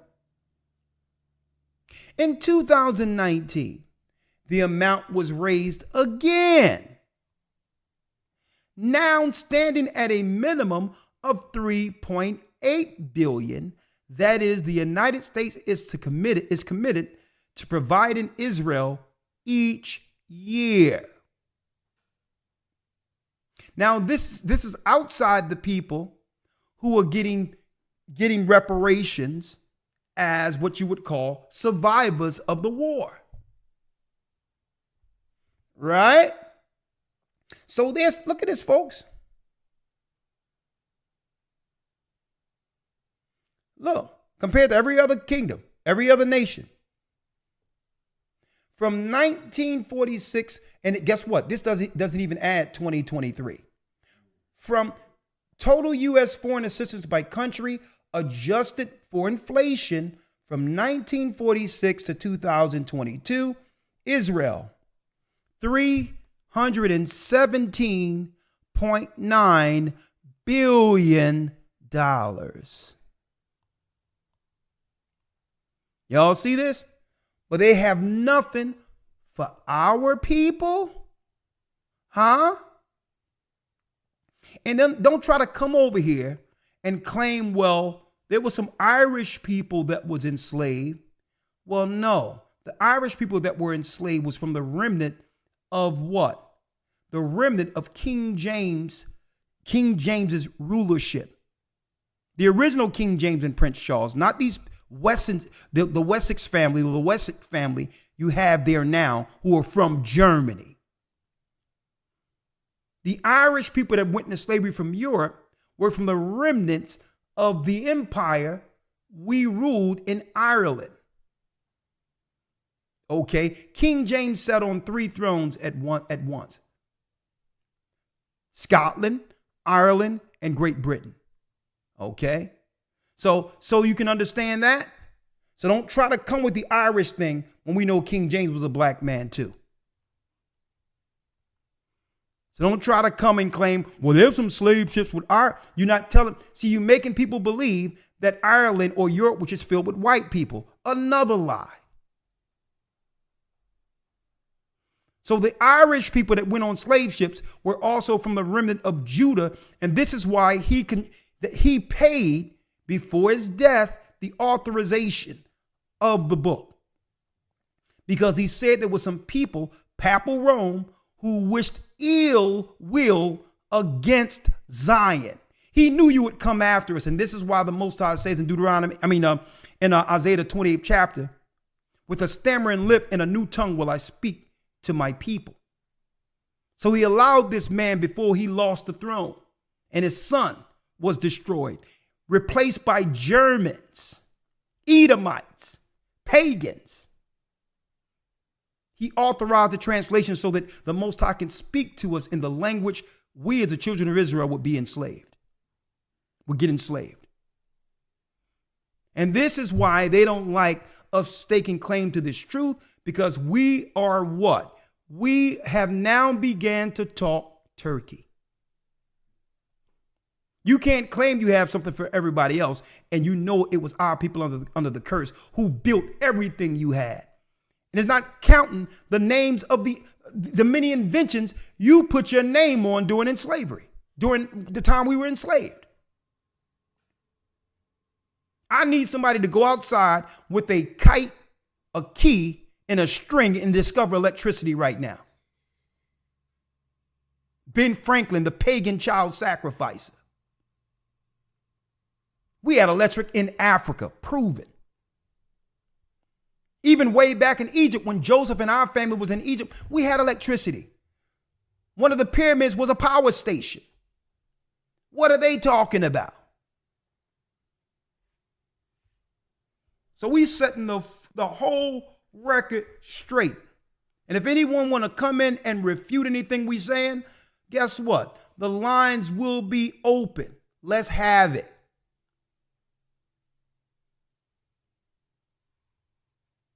Elder Lawyer.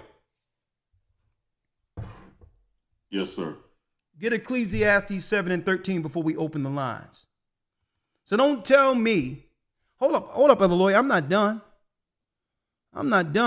One more thing. One more thingy. Hold on. I got one more. Right? One more. I have one more thing. Hold on.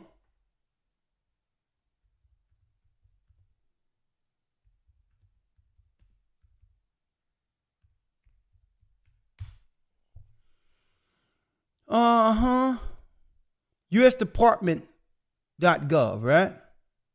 Let me show y'all something here, folks. One more. Let's get it to date. I'm not even going to talk about the new package that was given to Israel due to this war at the Gaza Strip. I'm not even going there. I think y'all get the gist of what we're talking about here. The U.S. security cooperation with Ukraine. To date, we have provided approximately $44.2 billion in military assistance since Russia launched its premeditated, unprovoked, and brutal full-scale invasion against Ukraine. How much? $44.2 billion. And more than, on top of that, and more than $47 billion in military assistance since Russia's initial invasion of Ukraine in 2014. So this has been reoccurring since 2014. They've been just pumping money into these other people who have nothing to do with the country, folks, who haven't none of their tax dollars. That means our tax dollar has been funding everyone else while our people suffer. And yet when they come to us, they talk about it's a committee. Let's get a committee together. Let's get this. And there's no committee for when they support these other people, Japan, whether it be Israel, whether it be Ukraine.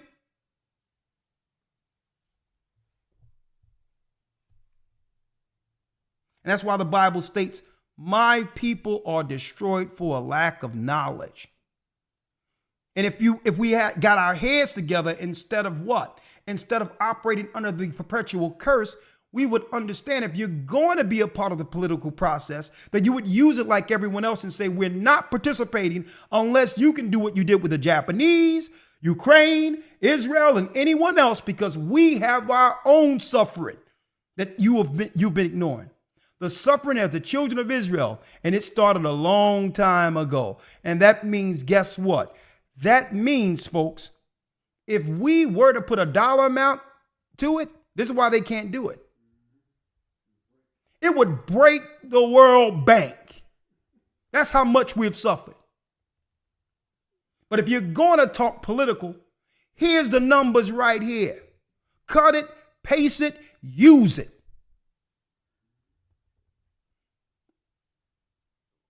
Because we're the only people for suffering get a hug. Everyone else gets money. So that's right, folks. No symbolic gestures. No sitting in Congress, kneeling down with kente cloth, saying they sorry for slavery. This ain't what these other nations get. Save your hugs for your mama. Save your sympathy for somewhere else. If the world powers have taught us anything, there's a dollar amount behind systematic oppression. And it's just that up until this point, our people didn't understand that we are one. And as being a unified front, as Israel, as the children of Israel, we have a model now to show forth if we stake claim as the lost tribes of Israel. The model is already in place. Huh? I need y'all to check this out. The model is already in place. This is why they are afraid of what the Israelites are teaching. Because now it comes with what? Resolution. Resolve. See? There was no conscious community in Egypt, folks, that was dividing what? Our come-upness. There was no dividing amongst our people. We were all one as Israel and saying, okay, it's time for the Egyptians to break us off. And that's why the Most High said, go borrow from the Egyptians, because guess what? Egypt got rich from you anyway. And you will leave out with much substance. There wouldn't be an Egypt if it wasn't for the lost tribes of Israel there. And it hasn't been the same since we left. Because we were unified. There was no Egyptian conscious community arguing amongst Israelites. We were one, understanding that there was one oppressor. It was a systematic government of Pharaoh refusing to let us go. Why? Because our presence benefited Egypt financially. And our ingenuity, understanding, and power we had as a righteous people catapulted what? Egypt above what? All empires within the Mesopotamian area, because we were able to consolidate, that's right, grain and food during a 7-year famine. And that is what made Egypt great, our people. And there's no way the Most High was going to have us leave without that country paying for our greatness. We made Egypt great. We made America great. Huh? Let's talk. Elder Lawyer, you there? Yes, sir. Well, let's talk Turkey now. Let's go, because this is why they gave other people reparations. So we're going to talk about some destruction of a people. Let's go before World War I and II. And that's the game, the mainstream play out there, to only focus on one group's oppression while ignoring everything else. We're not going to allow that anymore. They have the right to feel that they are oppressed and get whatever they want for their people. That's their business. But by doing so, there's an equal playing field in which we can view those numbers as what? A starting point. A starting point here. Let's talk Turkey now, another lawyer. Let's go to Ecclesiastes 7 and 13. And we ain't talking about no Thanksgiving either. Let's go to Ecclesiastes in the Bible. Elder Lawyer, anything you have to say, you can before we open up the calls. It's up to you. It ain't going to be a long one tonight because I don't want to dilute this conversation. Let's go to Ecclesiastes 7. Matter of fact, hold on. Let me get it. 1 second here. Let me get it. 1 second.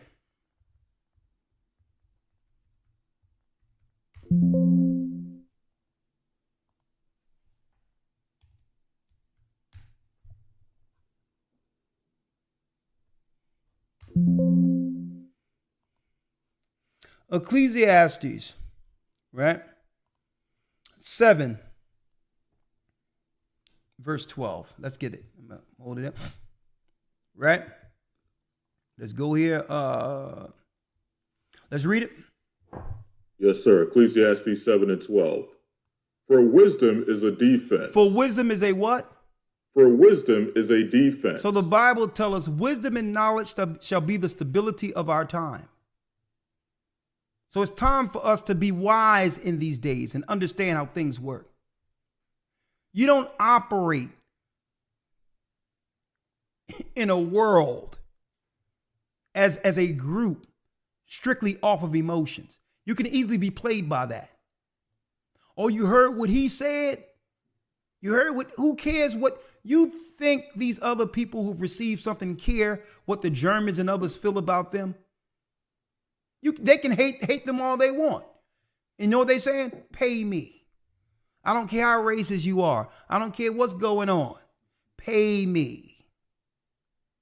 And our people sitting, I'm not going to do this. And then I'm just saying, I'm giving y'all an example to show you how we ignorantly operate under the political process. They know they can trigger your emotions and don't have to give you anything outside of saying, I understand your oppression. Would you like a hug? What do you give those people in 1948? Or did you give the Japanese a hug? You give the Ukrainians a hug? Because our people are operating without wisdom. For wisdom is a defense, read. And money is a defense. Money is a what? And money is a defense. The love of money is the root of all evil. But you know what? Money, if you don't love it and understand its usefulness as a tool, is a defense according to God. And this is why these groups receive what? Payment for oppression. So that they can take the finances and put politically and other things in place to make sure others cannot do it to them in the future. See, the money has what? A responsibility amongst the oppressed so that they can defend themselves from future internments, future being round up, future this, that, and the other, because they got enough money to defend themselves and invest to make sure they teach their children to never fall to the oppression ever again. See, money is a defense now. You got your money to say, listen, I don't care if you think about what you're going to do to me, because I got a defense for when you come into the door. You've paid my money, and through that, we have a defense now. Now we can secure ourselves, we can protect ourselves, and we can make sure it never happens again. For wisdom is a defense, and money is a defense. But what must we have above all before we open up the lines of the lawyer? Read it. Yes, sir. But the excellency of knowledge is that wisdom giveth life to them that have it. But the excellency of knowledge is that wisdom giveth life to them that have it. So when they talk about what you're going to do with the money, none of your business. Did you ask them over in 1948 or others what they were doing with theirs? And the packages that are going over there to the war now? Have you asked them? Have you asked the Japanese what they would do with theirs? We submit that the wisdom of God will show our people how to spend the money, because a lot of this systematic destruction is happening because what? They lack finances to heal or help themselves. At least it gives our people an opportunity to sit back without what? The cares of this oppressive world they built to actually weigh on them on a daily basis. At least it would give them an opportunity to not have to worry about whether or not their rent is paid for a minute, or whether or not they can eat for a minute. It gives them an opportunity for women not to compromise their body for a meal for their children by laying with other men. It gives us a chance.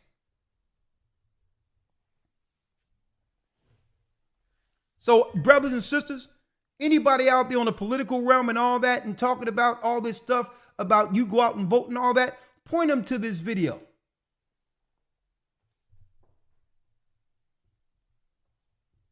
And say, no, we're dealing with the Egyptian Israelite package. What do you mean the Egypt Israelite package? You know the package that the Israelites got before they left Egypt? Right? Is that one of the talking points on one of your politicians? Do they have that on the docket? The Egyptian Israelite package? Because they sure got packages for Ukraine. They sure had it for the Japanese, that automatically gave the Japanese children what? An advantage over those who died for their civil rights. They use our Civil Rights Act that our people suffered under to pay the Japanese. Check that out.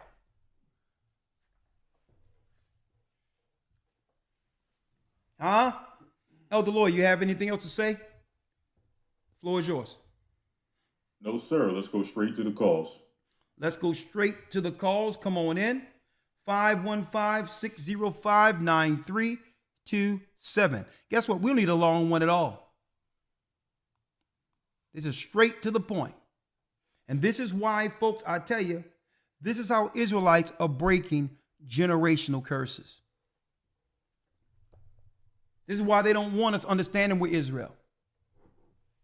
Because it doesn't stop with us just following God's law. It automatically gives us a vision of what? Ownership.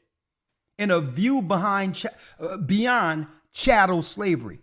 We begin to teach our children that they weren't born to serve the other nations. That one day we'll be free, but it happens with us coming back from the laws which led to the curse. All right? Hold on to the lawyer. Let me pull it in.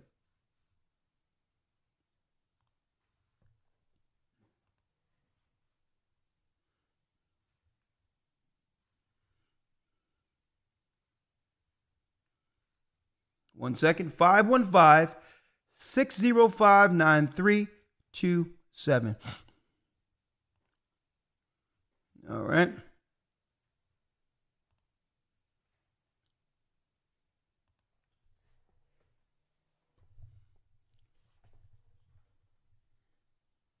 Blog Talk Radio.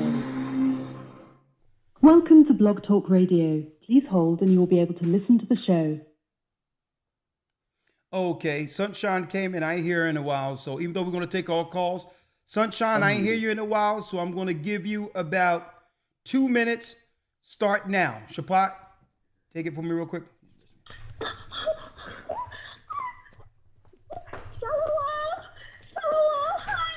Shalom, talk to us. Hello. Hi, Elder. Shalom. Shalom. Yep, you're live. Shalom. You're live, sis. Okay. Shalom. Wow. Oh, elders. Oh, what a beautiful topic. And hope in Christ for us. And Babylon the Great is falling.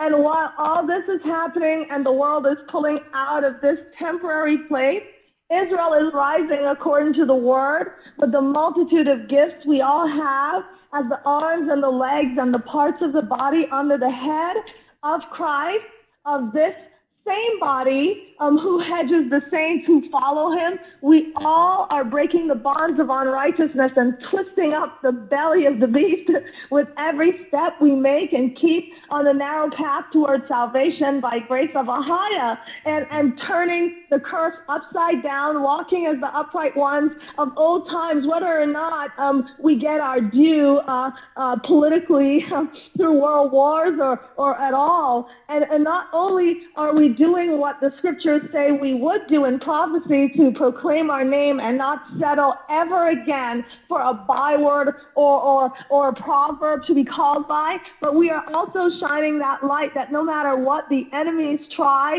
or have tried to do, even to pretend to be equal sufferers as us, while they're really perpetrators, victimizing and conspiring against us, that cannot be hid under a bushel. And their mass religions are now dead in the water. As Israel, who are Israel, we can feel the push in the spirit to be who we were meant to be, a clean people, to claim and take the kingdom, not by unlawful means, but to do so wise as serpents and harmless as doves, and to grow and rise up sinews upon dead bones, chosen from the womb, blessed in truth, and all from what the Most High put on us or in us, which is, as Christ says, it is already in us and ready to pour out of us in our actions and flood out the wickedness upon the earth and suppress it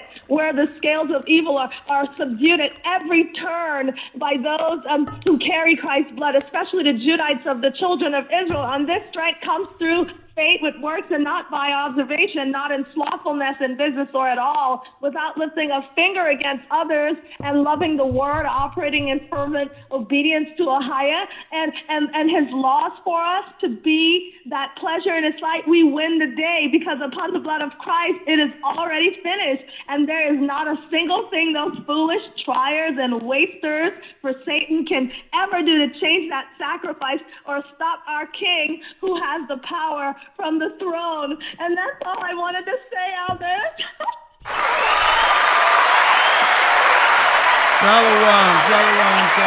Shalom. Praise the Most High. There it is. Praise the Most High. Oh, Sunshine be dropping it. Okay, we have Myron with a comment and or question. Shalom, elders. Blessing, sir. How are you? I'm pretty good. I just wanted to make a comment. I have been trying to get a hold to Truman Burst. Anyway, I'm from the Indiana body. And I'm a serious diabetic. I got some issues. They just recently, I was in the hospital for 6 days, and they amputated my middle toe. And I'm in serious need of some herbs. I know Truman, he's a bad boy, and he's got some herbs. And I believe in the Most High that will heal my body. But I know I got to get off this insulin and blood pressure and all this stuff that's no good for me.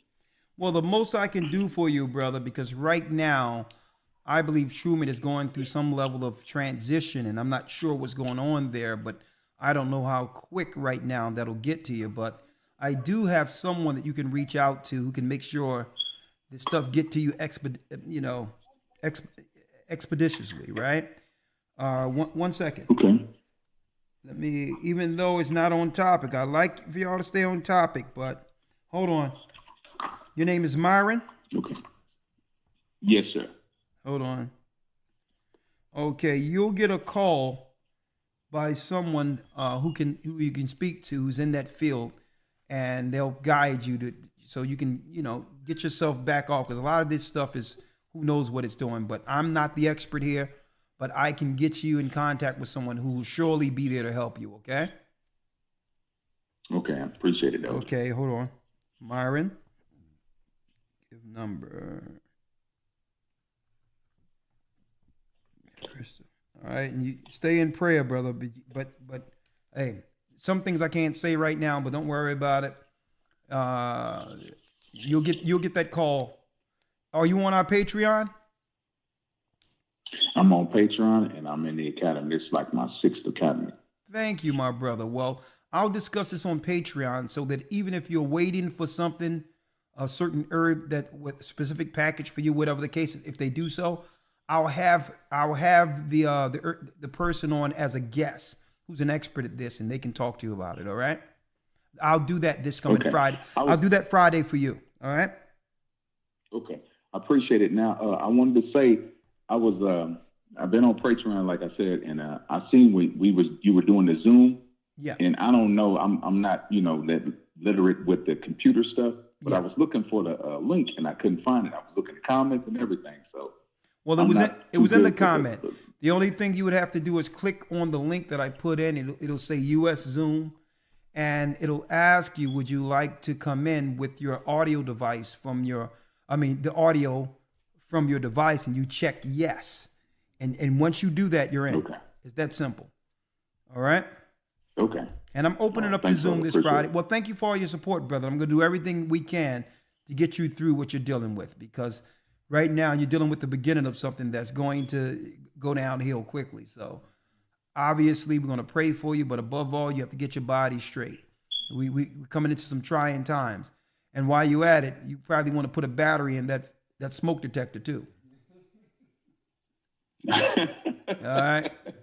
All right. I don't know how that thing ain't bothering you.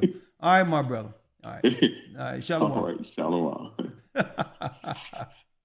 Sometimes you just become so used to it, you desensitize. It's not even there anymore. Yeah, no, you need some peace. You know what I mean? You got to get up and put a battery in that thing. Cynthia has a question. Yes, greetings, brothers and sisters in the Most High. I had a vision long ago about what's going on today. Okay, I had a vision about. Hold up, sister. But the whole thing is, when you have visions, you're gonna have to keep that to yourself. You know what I mean? Because the Bible tell you can't. No, we can't do that. That's for you. Okay, well, I ask you this: what does it mean? What does the military flag mean? What is the folding and the shape of the military flag? What does it? What does it? What does what? Yeah. What does a military flag the way they fold it when they're giving it to like someone in the family when they've lost a loved one and the way they fold it? What is the meaning of how they fold it? Oh, you talking about when they fold the flag and give it to the family and say we appreciate the sacrifice of your loved ones? I don't know what the ritualistic practice is behind that. It's just giving them the flag that was over the coffin. And see, yes, the spirit revealed this to me, and it wanted me to speak about this because I saw a black flag been thrown out of a military vehicle. Well, sister, and I was walking, sister, and when it fell. Sister, I need you to work with me, okay? You have to be very careful, because if you're not careful, you will go into omen. Elder Lawyer, let's get that scripture real quick out of the Apocrypha. I need you to listen to this, sister. Yes, sir. And I want to show you something, because I know the Most High says at the very end that young women and men shall see visions and dream dreams. But the Christian church the Christian church have allowed that to go into almost a level of procrastination and necromancy. So that stuff is usually allowed in the Christian church, but the Christian church has gone mad. They don't know the difference between when visions are sent by the Most High and or something else. Mm-hmm. So I'm going to need you to listen to this scripture, okay, and understand that some visions are for you. All right, Elder Lawyer, let's get it real quick. Chapter and verse. Hold on, let me get it. Hold on, let me go. Where my mouse at? Yes, sir. We're in Sirach 34:1. Well, let me pull it up because I need to teach this sister something. Because sister, you're gonna have to get into the full spirit of just listening to us teach and understanding the prophecies and future according to God's word. We're gonna show you how. And I enjoy. Mm-hmm. Okay, and I'm gonna help you enjoy this one too. Stick with me. All right, give me one moment.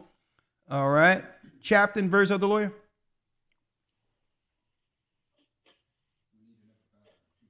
Elder Lawyer? Where the lawyer at? I'm sorry, Salakia. Sirach 34:1. Okay, 1 second. I'm getting it up here.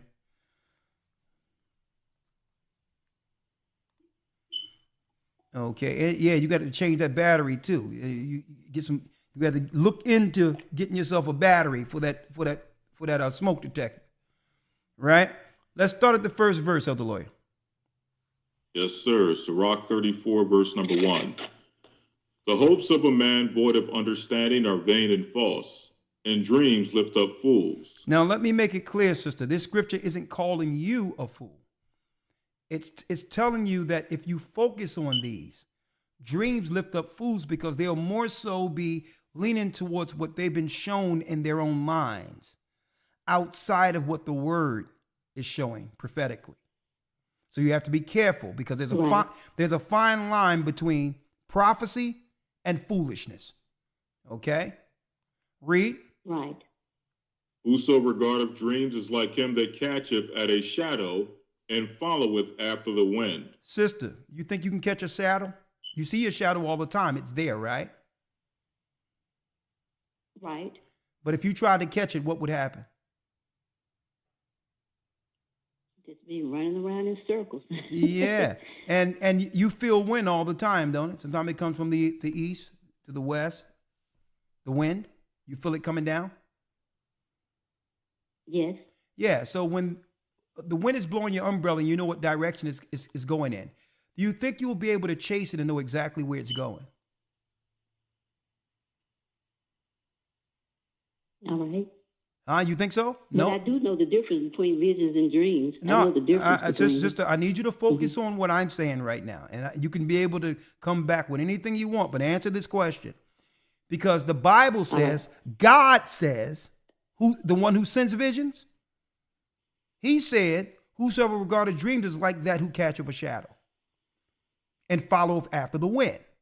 That ain't Elder Ricard Shaw. That's God saying that. So my question to you is, if you felt the wind and knew what direction it was going, you think you could follow it? Yes or no? Yes, if I knew the direction. Mm-hmm. You'll be able to chase the wind. Could you catch the wind? Not catch it. Okay, that's good. Let's go to the next one, third verse. Yes, sir. Verse 3. The vision of dreams is the resemblance of one thing to another, even as the likeness of a face to a face. Face to a face. You looked in a mirror today, right? Yes. That was you in that mirror, right? Right. Was it real or just a reflection? Real reflection. It's a reflection. That means right. That image can only move according to how you move. And if something else is happening where your image is moving without it, I would say run and get out of that house as soon as possible. All right, but let's talk about let's talk about your reflection right now. It's real, isn't it? When you see it. Yes. And this is what the Most High is saying. That's just like your dreams. It's something you see, but it's really not there. It could be what? It could be a dynamic from your subconscious, something you experience, or whatever. It's a lot of things that make up a dream that you really cannot figure it out. And that's why you can't use it and follow it as omen. Read. 4. Of an unclean thing, what can be cleansed? Because, sometimes in your dream, you be having, sometimes people have dreams that you can't say, God sent that, right? You have dreams about, Right. About love relations or whatever. So now you got to understand that the same thing that's sent when you think is a vision, it could be something else there. Right? Read. And from that thing which is false, what truth can come? What truth can come from your dream? Because it's false. It's something that you still trying to figure out. And that's why you called and asked me, what is the flag is folded on something? And I would say you probably seen it on TV and now it's in your subconscious. And now, it's a flag being folded there. That is nothing at all. Read. What about if it was a prophecy dream? Okay, Not a prophecy dream, but a prophecy vision. We're gonna figure out if there was a prophecy vision. Read. Yes, sir. Verse number 5. Divination. Read it again. Divination. Divinations, folks. Sister, that's divining the future, which is against God. Divinations. I don't know about that. I don't mess with that. I don't know anything about that. I understand, but I can tell you, divinations don't come with just what you think it is. It comes through your dreams too.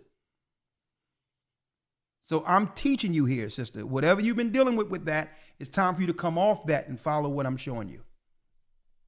Divinations, read. This is something that happened years ago. When I heard you speaking, sister, and the Spirit just revealed to me that. Sister, I'm going to need you again. You're going to have to learn how to be totally silent to receive. You're listening to actually find a place where you can actually respond. That means you're not listening. I'm trying to help you out here, okay? Divinations. All right. Read. And soothsaying. Read. And dreams. Read. Are vain. Are what? Are vain. Divinations, soothsayings, and dreams are vain. Can you repeat that with me, sister? Say divinations. Divinations. Soothsayings. Soothsayings. And dreams. And dreams. Are vain. Are vain. Now, I didn't say that. That's coming from the word of God. Read. Right. Read it, elder lawyer.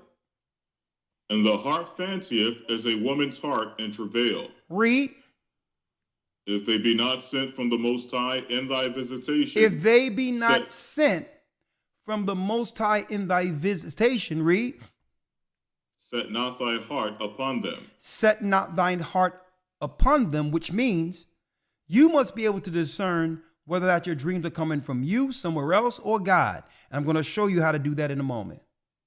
Right? If they be not sent from the Most High in thy visitation, set not thy heart upon them, read. For dreams have deceived many. Because they have what?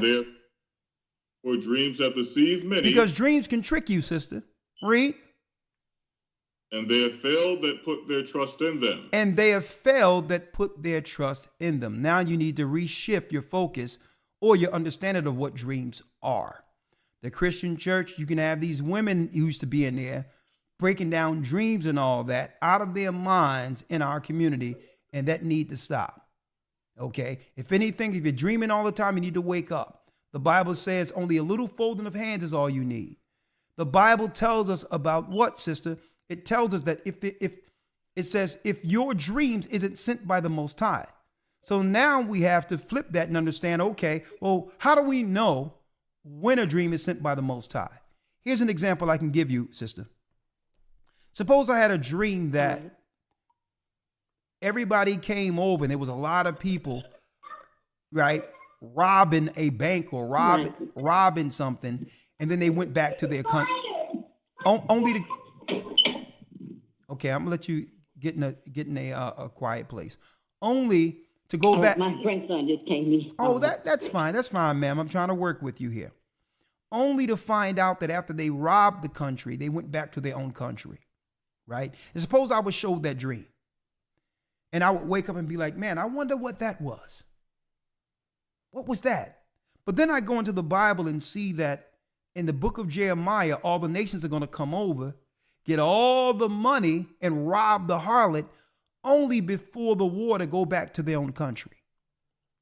So that's now I know it's sent by the Most High because it's not my vision. I can confirm that happening in the Word. And now the Most High is putting a spirit on me, not to teach my vision that I had last night, but to teach Jeremiah, the 50th through the 52nd chapter, to let everyone know this is why they're coming over into the country.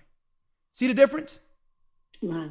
Mm-hmm. So but I understand where you're going at, but learn how to utilize that where when you with us, you learn the word, and then you will know whether or not it's sent by the Most High, because you'll be able to confirm that through the word of God. You got it? Yes. Thank you, ma'am. And hopefully, whatever you're seeing, I mean, in a nutshell, hey, who knows? Because the Bible says that the woman, which is Lady Liberty, it tells us in the book of what is that, the lawyer Isaiah, where it says, lift up your thigh, and she think that Isaiah 47, and she's claiming, and it says, get up off of your lofty mantle, and you will know the loss of children. So when you see that folded, I can go in the scriptures and say, well, who knows? Maybe a war will soon come where she'll know the loss of children after America have now weakened their own military force. Now, I can't say that's what it was, but if I was dreaming that, I would say, okay, I need to start teaching what happens when the war comes to America. You got it? But understand that some vision, sister, is strictly for you and not for public scenarios for radio stations. We keep the radio stations and our broadcasts within context so that we can build on the topic. Dreams are private. You got that? Visions and dreams are not the same. I mean, is it not a vision different than a dream? Well, sister, I would say just when you get a chance, get your Apocrypha and read Sirach or Ecclesiastes 34, and that'll clear it up. I mean, I can't get no any clearer than I am already. But okay. I would say in the future, do us a favor, ma'am, and just keep the dreams private and not on the public broadcast, because I would like to stay on topic, just to help us out. All right? Okay, I didn't mean it. I didn't intend it that way. It was just in my spirit realm because I felt that this was a spiritual connection to what's going on today. Okay. And the vision just reminded me of that when you were talking about what you was talking about. Yeah, sister. And I was wanting to share it with you, but not in the wrong way, but in the right way. I understand, sister, but what I'm trying to show you is, and I'm trying to really help our sisters with that, right? And this is why the Bible says that you have to, get behind the men who's bringing it.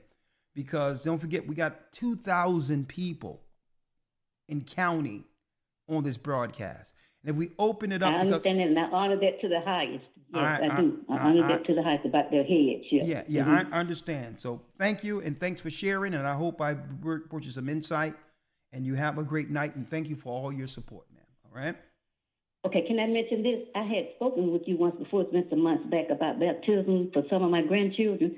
But I have attended a service here before, but the last time I was there, no one mentioned anything about, they were told about, gathering us together so we can understand about what we need to do about baptism. Okay, I'm going to place you on hold, and I'll answer that off the line, okay? Okay, all right, I appreciate that. You're welcome. All right.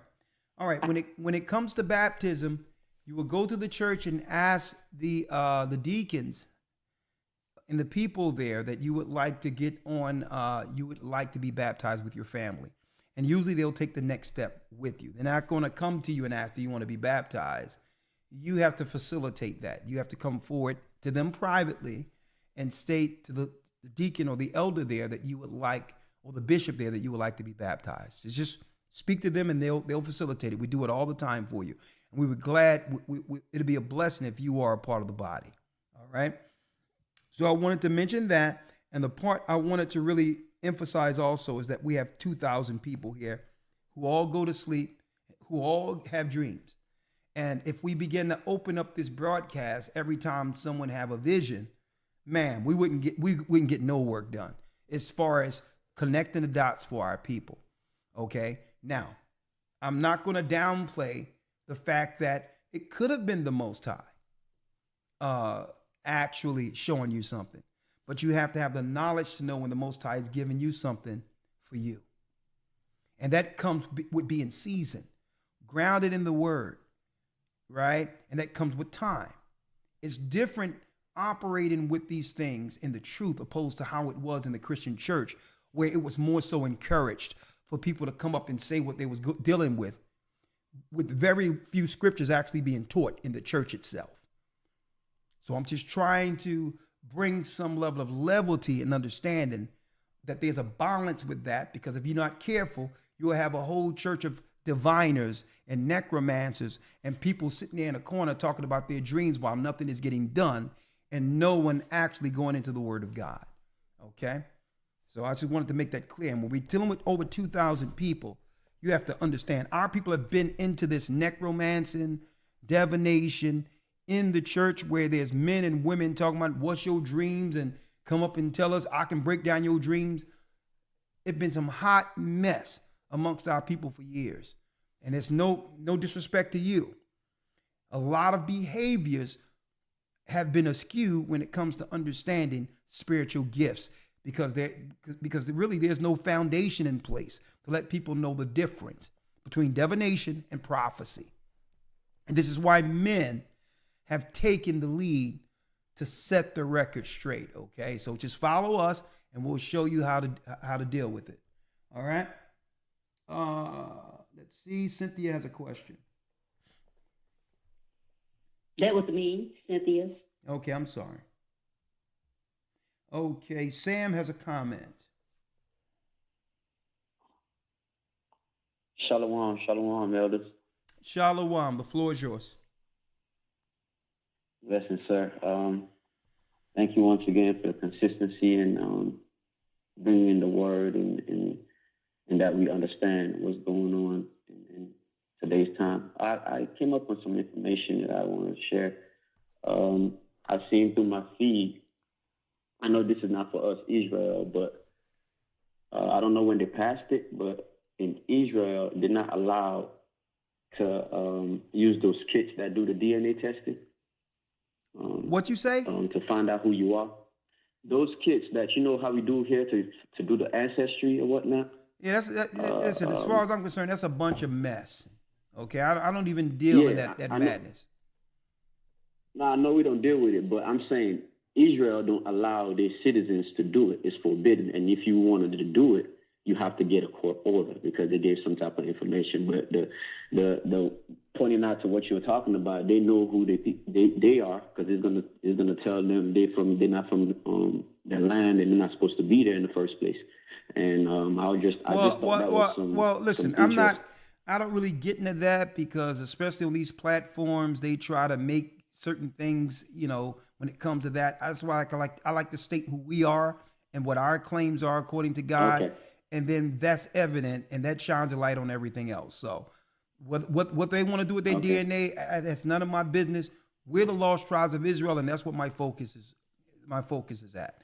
The next thing is I would never, ever in life that 1, 2, 3 and me and all that other crap they got, whatever they want to call it, I would never send my DNA to these nut jobs. You don't know what they're doing with your DNA. So all in all, they would implement that to do what? To pacify our people and supplement what? And try to supplement or satisfy our people, knowing that our people are seeking our true origin. So they came up with a way to get paid off of it. Instead of just telling them they're the tribes of Israel, you go and you send your DNA someplace. You don't know what they're going to do with it. And then on top of that, think about it. When the results come back, are you not more confused than before you actually paid to understand your past, your history, your genetics? Right.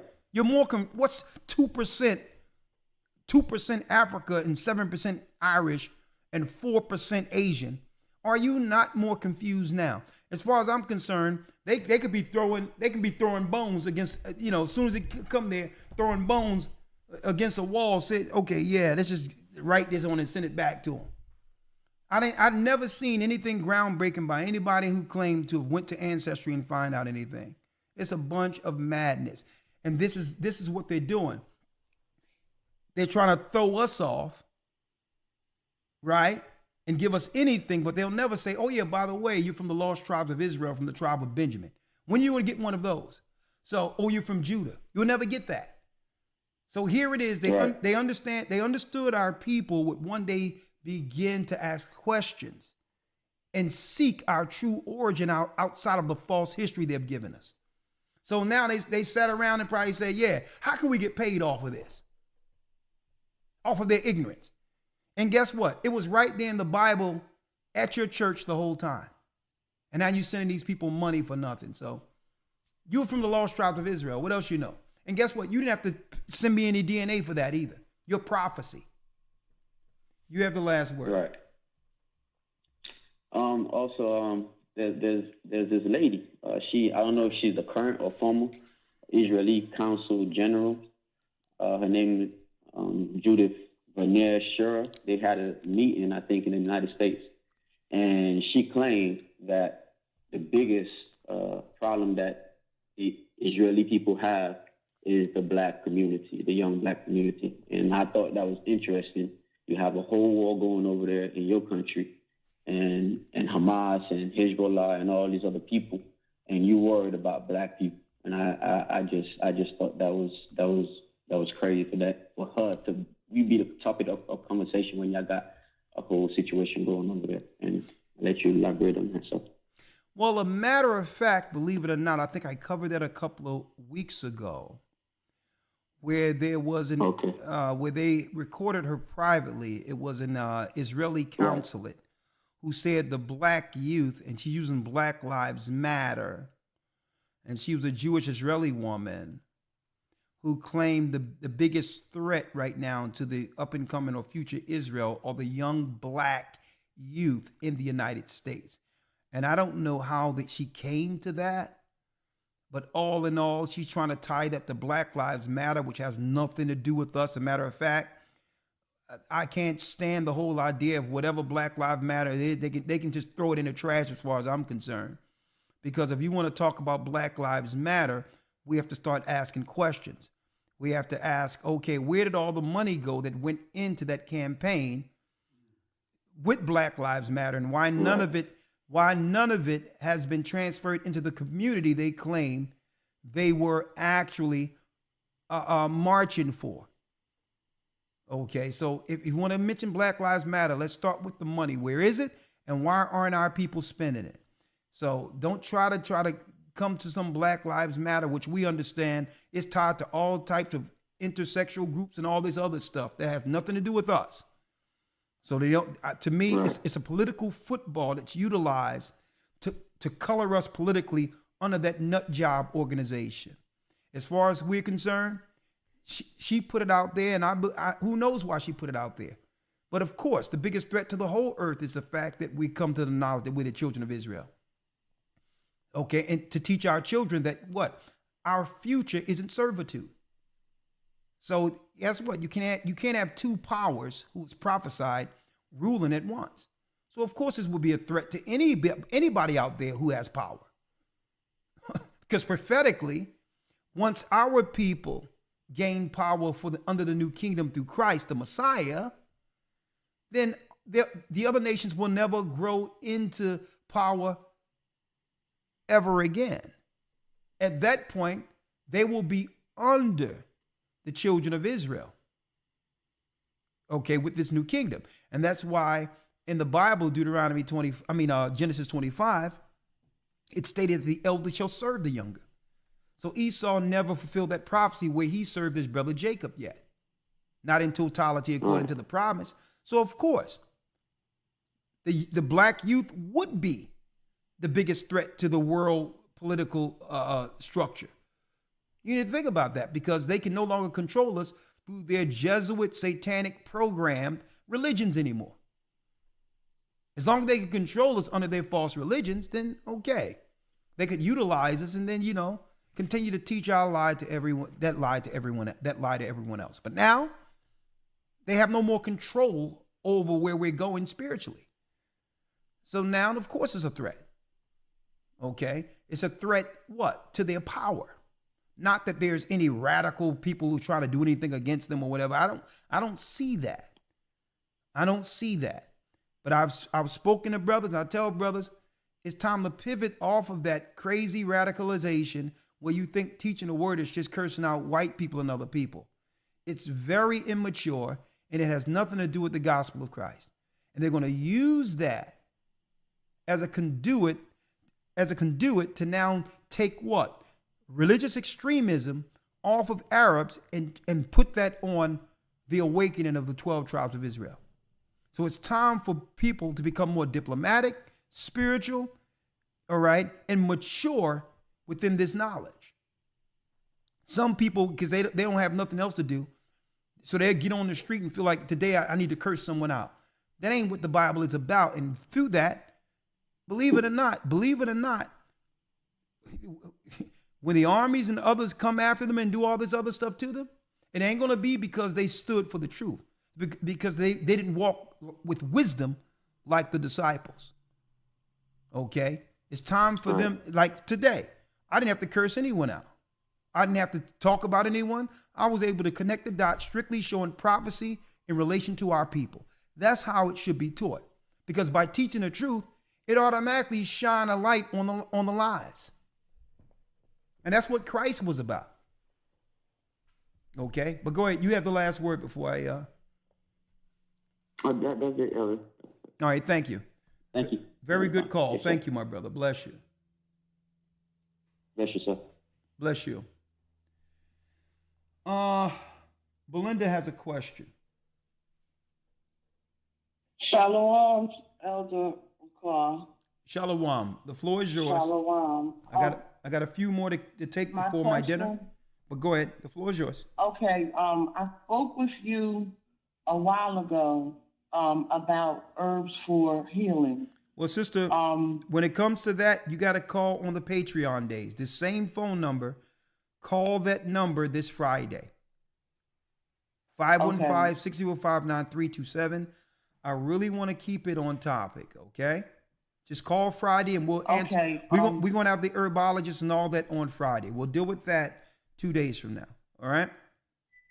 Okay. One more question. I received an email from Elder Lawyer. I questioned about, I just got baptized. And from the body of Philadelphia, I've been to the church once, but I have trouble with transportation getting there and back. Well, sister, you think... I wanted to know, how do I get my Hebrew name? Well, sister, again, you think that's something we can cover Friday so I can keep it on topic? Yes. All right, just call Friday. I apologize, but I really like... We unpacked some serious information today, and I want to hear... I want to hear the views based on, the context of the conversation. A lot of powerful information came out. So call Friday and we'll deal with that separately. All right? Yes. All right. Yes. Thank you. No problem. Shalom. Muted. Shalom, sister. Unmuted. Eleanor has a question. Shalom, Elder. Shalom. How are you, Sister Eleanor? Blessings. I'm great. I am the boss. I have two questions. I tuned in late. I just got home like a half hour ago, and my questions may not be on topic, so I'm just wondering if I could ask my two quick questions. Well, you're probably within the frame of what we were talking about. If so, I'll listen to those and answer those. If not, I'll say hold it till Friday and make a call then, okay? But what is it? Yes, sir. It's about Paul, the letters that Paul wrote. Yeah. I'm wondering of the Israeli government holding a private convention. Questions. Yeah. So, is there a book or anything where I can read about the questions that they were asking him? When you say the questions they were asking him, what questions are you talking about in specific? He answered a lot of questions, like in First and Second Corinthians and Romans and stuff. And the reason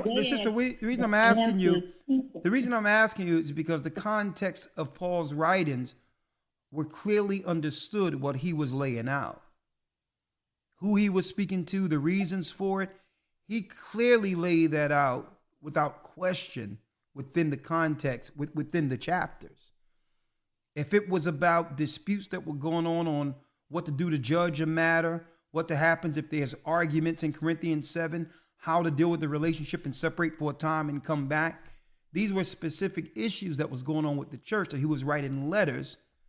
So when you read the letters, it's giving you the concerns that he was hearing in response, and those letters were responding, was a response to the issues at any particular church. Right? So he would hear about something, and then he would write a letter there to give you the context, to let you know what was actually going on in that specific church. It's actually laid out. There is no thing where there's letters sent to him with the issues, and he's responding to these letters. Okay, he would hear about it. There's people who would travel there. He would talk to him about these issues. He would write in response on what to do to guide the churches. It was like that. Okay? Yes, sir. All right, thank you. My second question is, will there be a church in Jacksonville, Florida? Yes, there will. Yes, there will be. We're going to work on that. We're going to go throughout the full Florida. We got to set up one in Tennessee. We got Colorado coming very soon. So yes, the answer to that is yes. To your specific question, yes. Just hold tight. We're going to have one there. All right? Yes, sir. All right. Thank you. I understand. Okay, great. They're using that Hebrew. I love it. As you can see, here's a woman on the right here.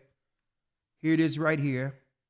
Israeli leader says young black generation are a major problem.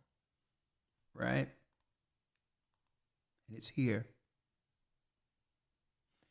It says the major problem with Israel is with the young generation of the black community.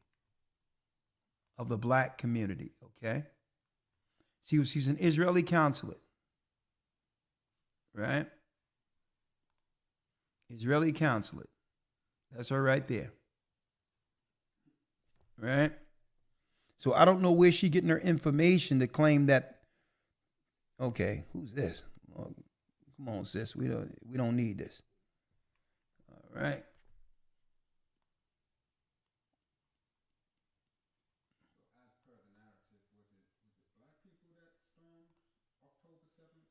Yeah, I don't know, but yeah, it was this woman in particular who came up with that, a private meeting, claiming that there's a threat amongst the black youth in America.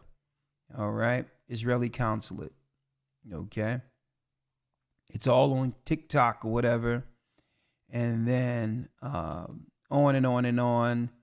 It goes into it, right? So I don't want to stay too long on that. I've already touched on that. But obviously they're seeking to do something about it. Okay, I wish they would come out publicly within the United States and make a public proclamation on the news to tell us in particular what threatens, what's within the black community they feel threaten their existence being an Israeli citizen. And I'm open to hear that. As a matter of fact, I think in a few days we will have someone on who can give us some insight. We're going to try to have someone on from the ADL or the JDL who can come on and let us know in specific, if they can frame it out for us. What are the examples that they can give us when it comes to anti-Semitism and what violates the line, where the line is when it comes to highlighting someone who's actually violated their rights or whatever the case is, to hear, so to not offend anyone, so that we can now begin a conversation. And the conversation is, okay, so we need to talk about who we are and what our claims are and where do we fit in any of this. I would like to talk about that. All right.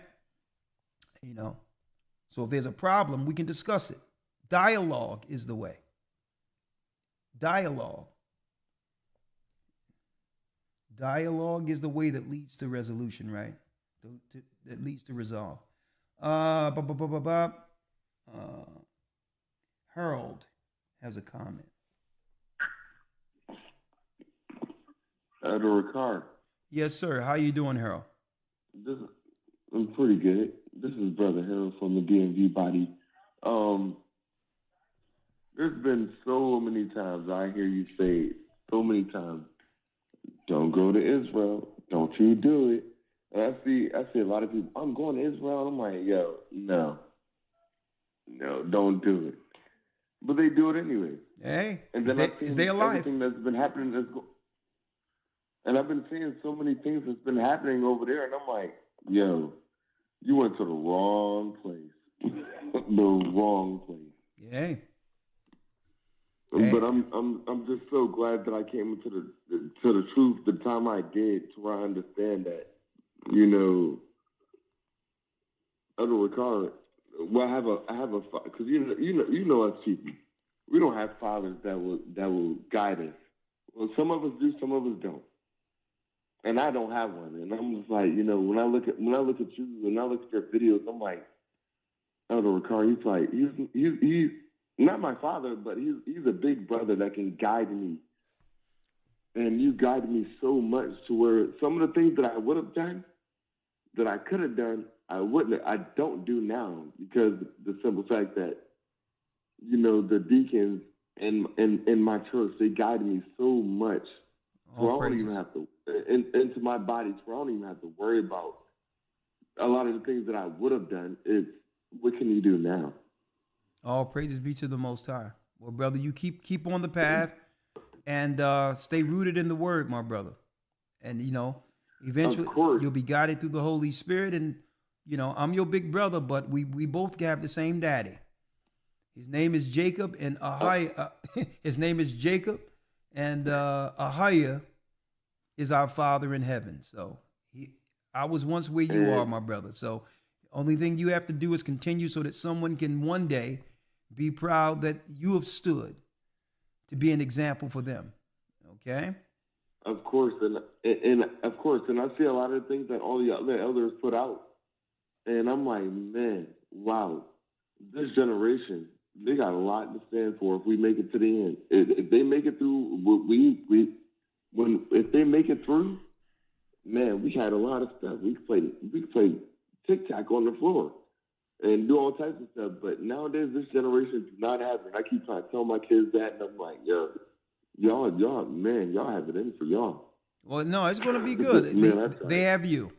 Well, thank you, my brother. I hope to see you soon. Bless you. Of course. Bless you. You're welcome.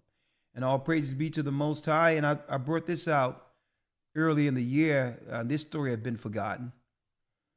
The Middle East news, even though the Middle East term is a new creation too, is a deceptive creation when it comes to geography. There's no such thing as the Middle East. They made that mess so that they can actually what? So that they can actually make that area a gray area, to make people believe that our people aren't from Israel. That Middle East term was created by, is a new term. Oh yeah. We say Christ was a black man. Oh no, he was Middle Eastern, not realizing that term is a new term that was actually placed within geography in our modern times. North Africa, Egypt is parts of Africa. But if they say Middle East, it brings ambiguity to it. Oh no, Christ couldn't have been a black man. He's from the Middle East. What are you talking about? What are you talking about? Middle East, you can't get no further east than Eden. And Adam was made out of what? The dust of the ground, east than Eden. You can't get no more east than that. Black Hebrews in Israel face threat of deportation. Here's something else that, even though I don't know what a black Hebrew is, I know the 12 tribes of Israel are people of color. Okay, I don't know what a black Hebrew is. Okay, the Israelites, we are the Israelites. Okay, I'm from the tribe of Judah. I'm not a black. Matter of fact, why is it when you got white people from Esau? Don't forget, Hebrew comes from Eber, the bloodline of Eber or Ebrites. Okay, Abraham was an Ebrite from what? From Eber. That's all it means. That means any family that comes from Abraham's line could be considered Hebrews because they were from the line of Eber. Okay? So white people from Esau, does that make them white Hebrews? So I understand why they put this term black Hebrews out there. It's stupid. They're going to put black Hebrews. I don't understand what that is. If Esau was from who? Isaac. Isaac was a Hebrew. Esau, Hebrew. Ishmael, who were the Arabs, Hebrew. But I don't see them putting any type of identifier or marker before you say them. So it's stupid. Black Hebrews in Israel face threat of deportation in Dimona, Israel. Well, guess what? I believe this is going to benefit them. They don't want to be there anyway. Because even those who are in the country operating, when the war comes, a lot of these so-called high diplomats aren't going to be there. They're going to be in refuge someplace else. The Bible tells you they're going to flee and kid them. A lot of them already got houses in Greece and all that in preparation for the war. You think they're going to be there? No. So y'all better be careful. Right? People can go over there if they want. Micah has a comment. Did you say Mika? Oh, I'm sorry, Mika. Yes. I think you're the last call for today, okay? Shalom, yes. So I've been hearing a lot of information about the passport bros and these American women. Yeah. And I'm wondering why aren't there any lessons on how to get these young ladies unlost? Because they're more lost and misdirected because they've been manipulated by. Oh, yeah. And so I don't hear a lot of compassion like the Messiah showed Mary, who was a prostitute. Okay, well, let me clear something up, because within the churches, people are married off all the time. Mm-hmm. You understand? So if you're within a body, and we teach what virtue is, and being holy and virtuous, we teach that all the time, not just in the academy, but right here. But there's a choice. What the whole thing is, I believe you're asking why. I don't understand what you're asking, because many times we bring it forth with resistance. Right. So we bring it forth, but it's up to, and that's if we talk about men or women, it's up to the individual to hear it and actually walk in it. Right? The example, I don't know what part of it you went into when I said that I had Austin Holloman in the academy, where he came in just one time to give his insight, because you had the media over Columbia and other places lying on him.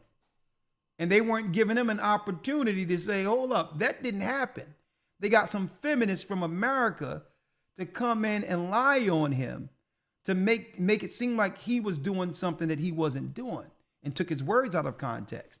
So I gave the brother an opportunity to say what happened.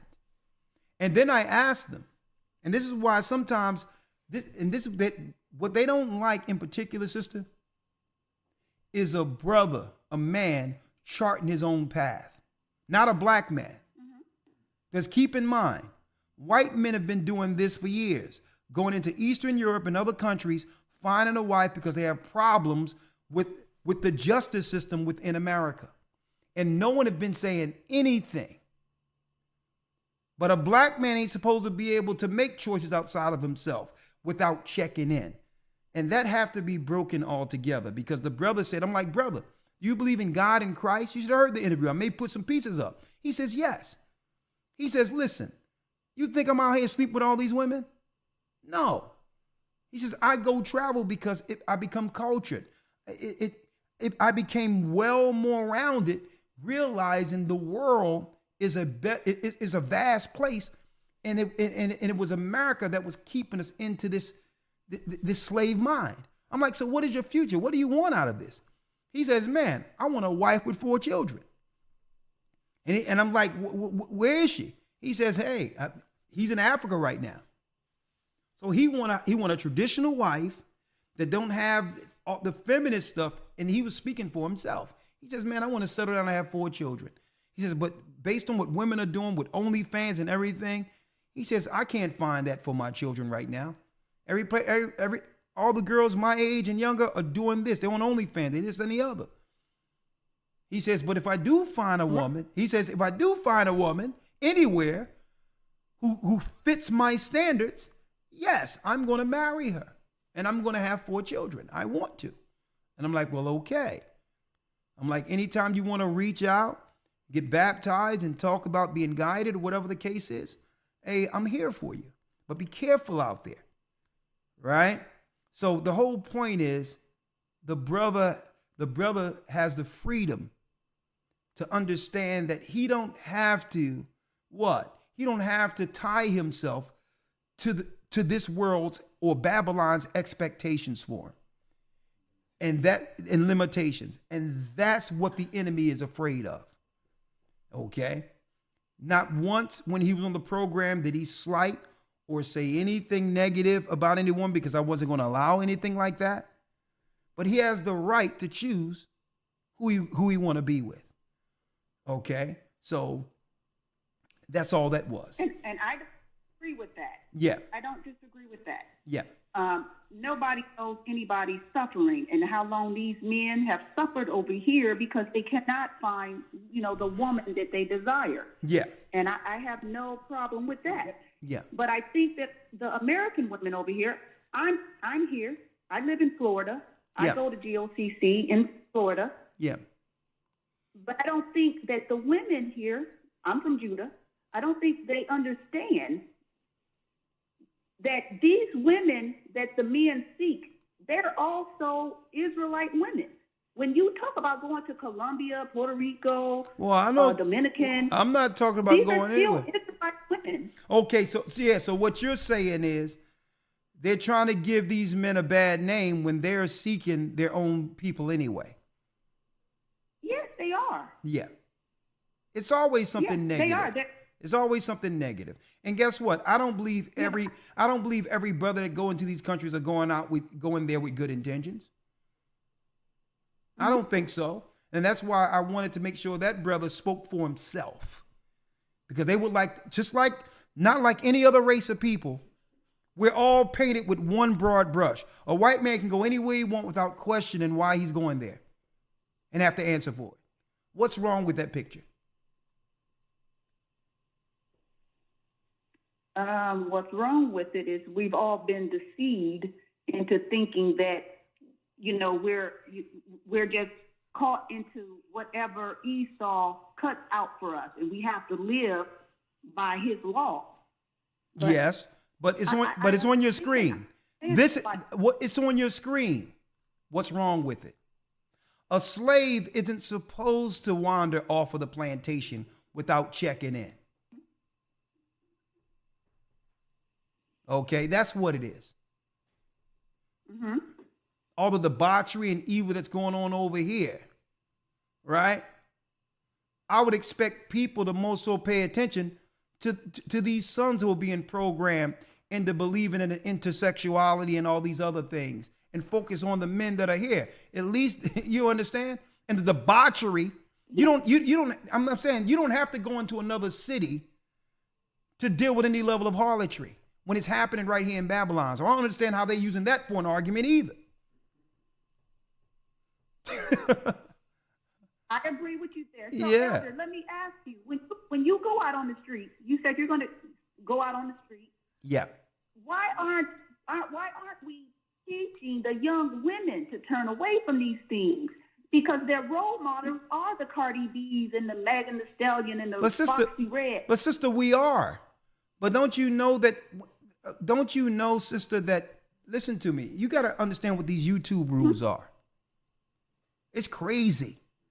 Think about it. We could be teaching this on the street and it'd be online, and they'll take the station, they'll take the whole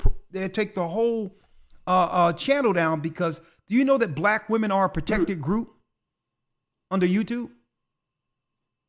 No. Yeah, they are a protected group under the guidelines. Not black men. You can say whatever you want about us, but black women under the guidelines are a protected group. See, that's that phenomenon that it talks about under Willie Lynch. What they didn't want us to do, they didn't want us to turn this and have our sisters see that they're an integral part of keeping the curse in place. This is why they made them a protected group and say, be free, do what you want to do. And if anybody try to turn you around, we'll protect you. Black women are a protected group on YouTube and social media. So so you didn't even know this, right? Where do you see the guidelines? No, I did not. Yeah. So the whole thing is, we do it personally on the streets and all that, but you can't upload that stuff, because if it offends someone that you're telling them you can't be doing this stuff and go into detail how you should be going into it like a big brother, they will deem that hate against black women, and they'll strike you for that. Oh, wow. Yeah. Oh, listen. They're protecting that prized possession. Well, you taught me something new today. Yeah. Well, you teach me something new every day. But yeah. I didn't know that. But I'll tell you what, but just like yourself and others, there's sisters that's getting it. I think the most time, a lot of young girls call in. A lot of young ladies call in and they're in the church. Like, I seen a whole church full of just good, virtuous, young, even virgin women up in the church. Good young ladies who are waiting for a husband. So who's going to get a good husband? So all is not lost. Right. There's a remnant that will be saved, and that's including our women, which is a blessing. Yeah, I'm from Detroit, Michigan, and I have a lot of, relatives there, and man, they are lost. Yeah. They are definitely lost. Yeah. But all in all types of debauchery. Yeah, sister, but a judge is coming. And above all, we're doing as much as we can to put the word out. And guess what? Sisters are getting it. And I'm going to tell you, sometimes the stubbornness won't allow any of us to claim or to actually admit that we're learning. But I'm sure a lot of sisters and brothers are listening to this in private and applying a lot to change their lives that we'll never know. And that's the good thing about it.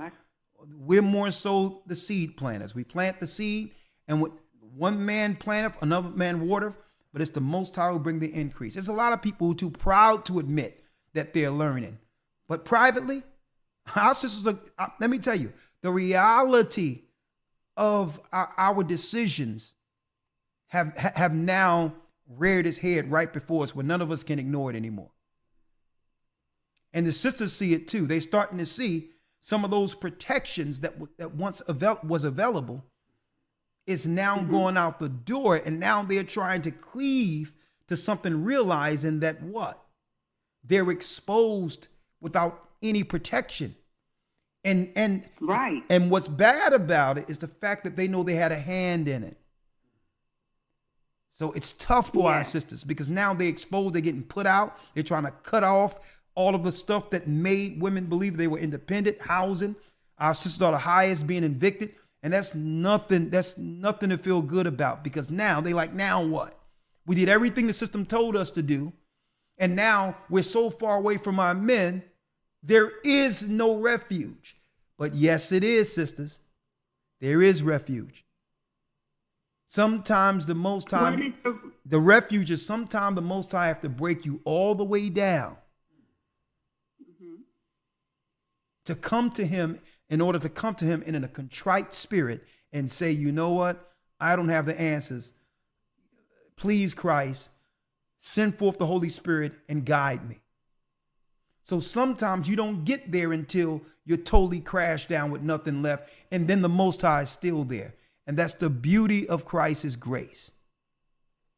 I don't think there should be a situation where everyone now can celebrate that now the pendulum is swinging against our sisters now.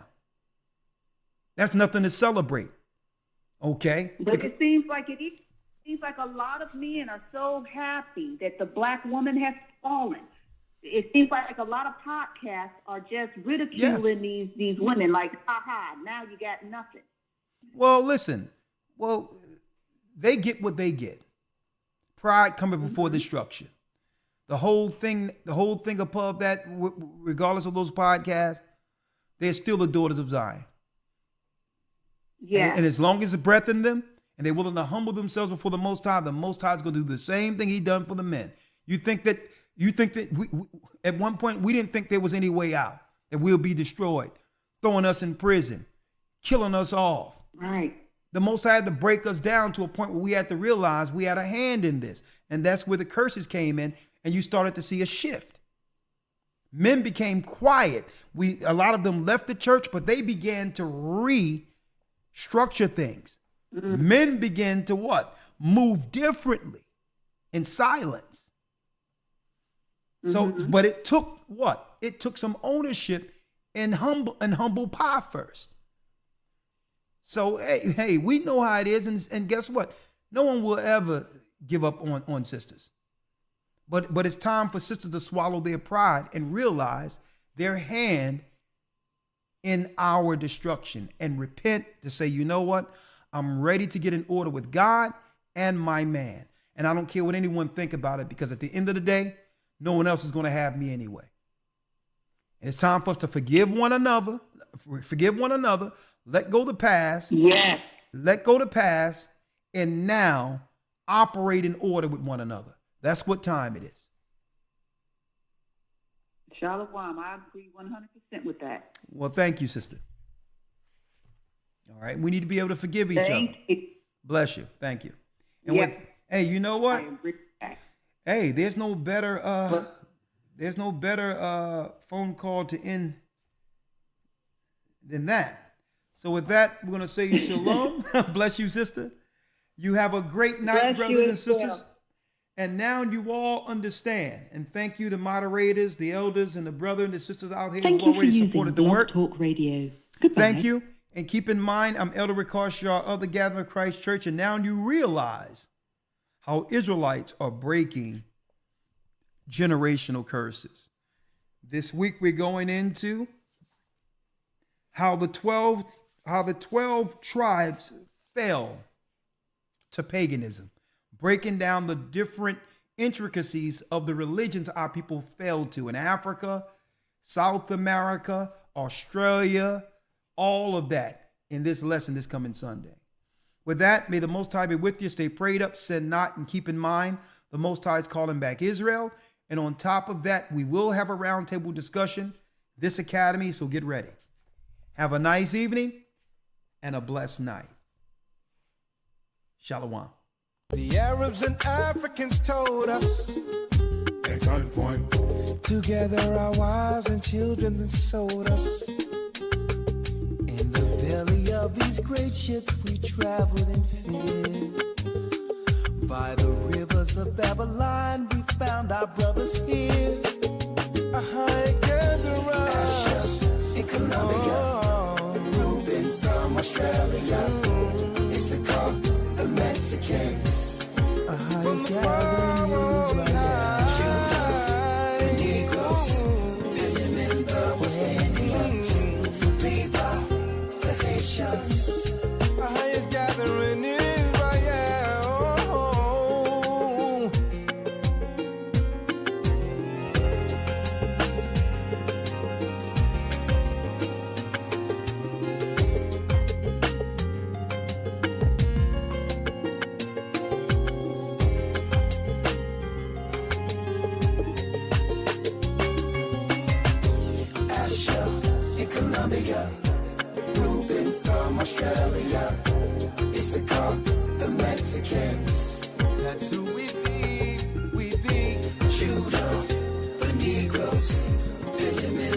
West Indians, Liba, the Haitians, Manasseh, the Cubans, Ephraim from Puerto Rico, Naphtali from the Isles of Hawaii. The Lord is calling back Israel. Zebulun from Panama, Gad, the North American Indians, Simeon, the Dominicans. Our highest gathering is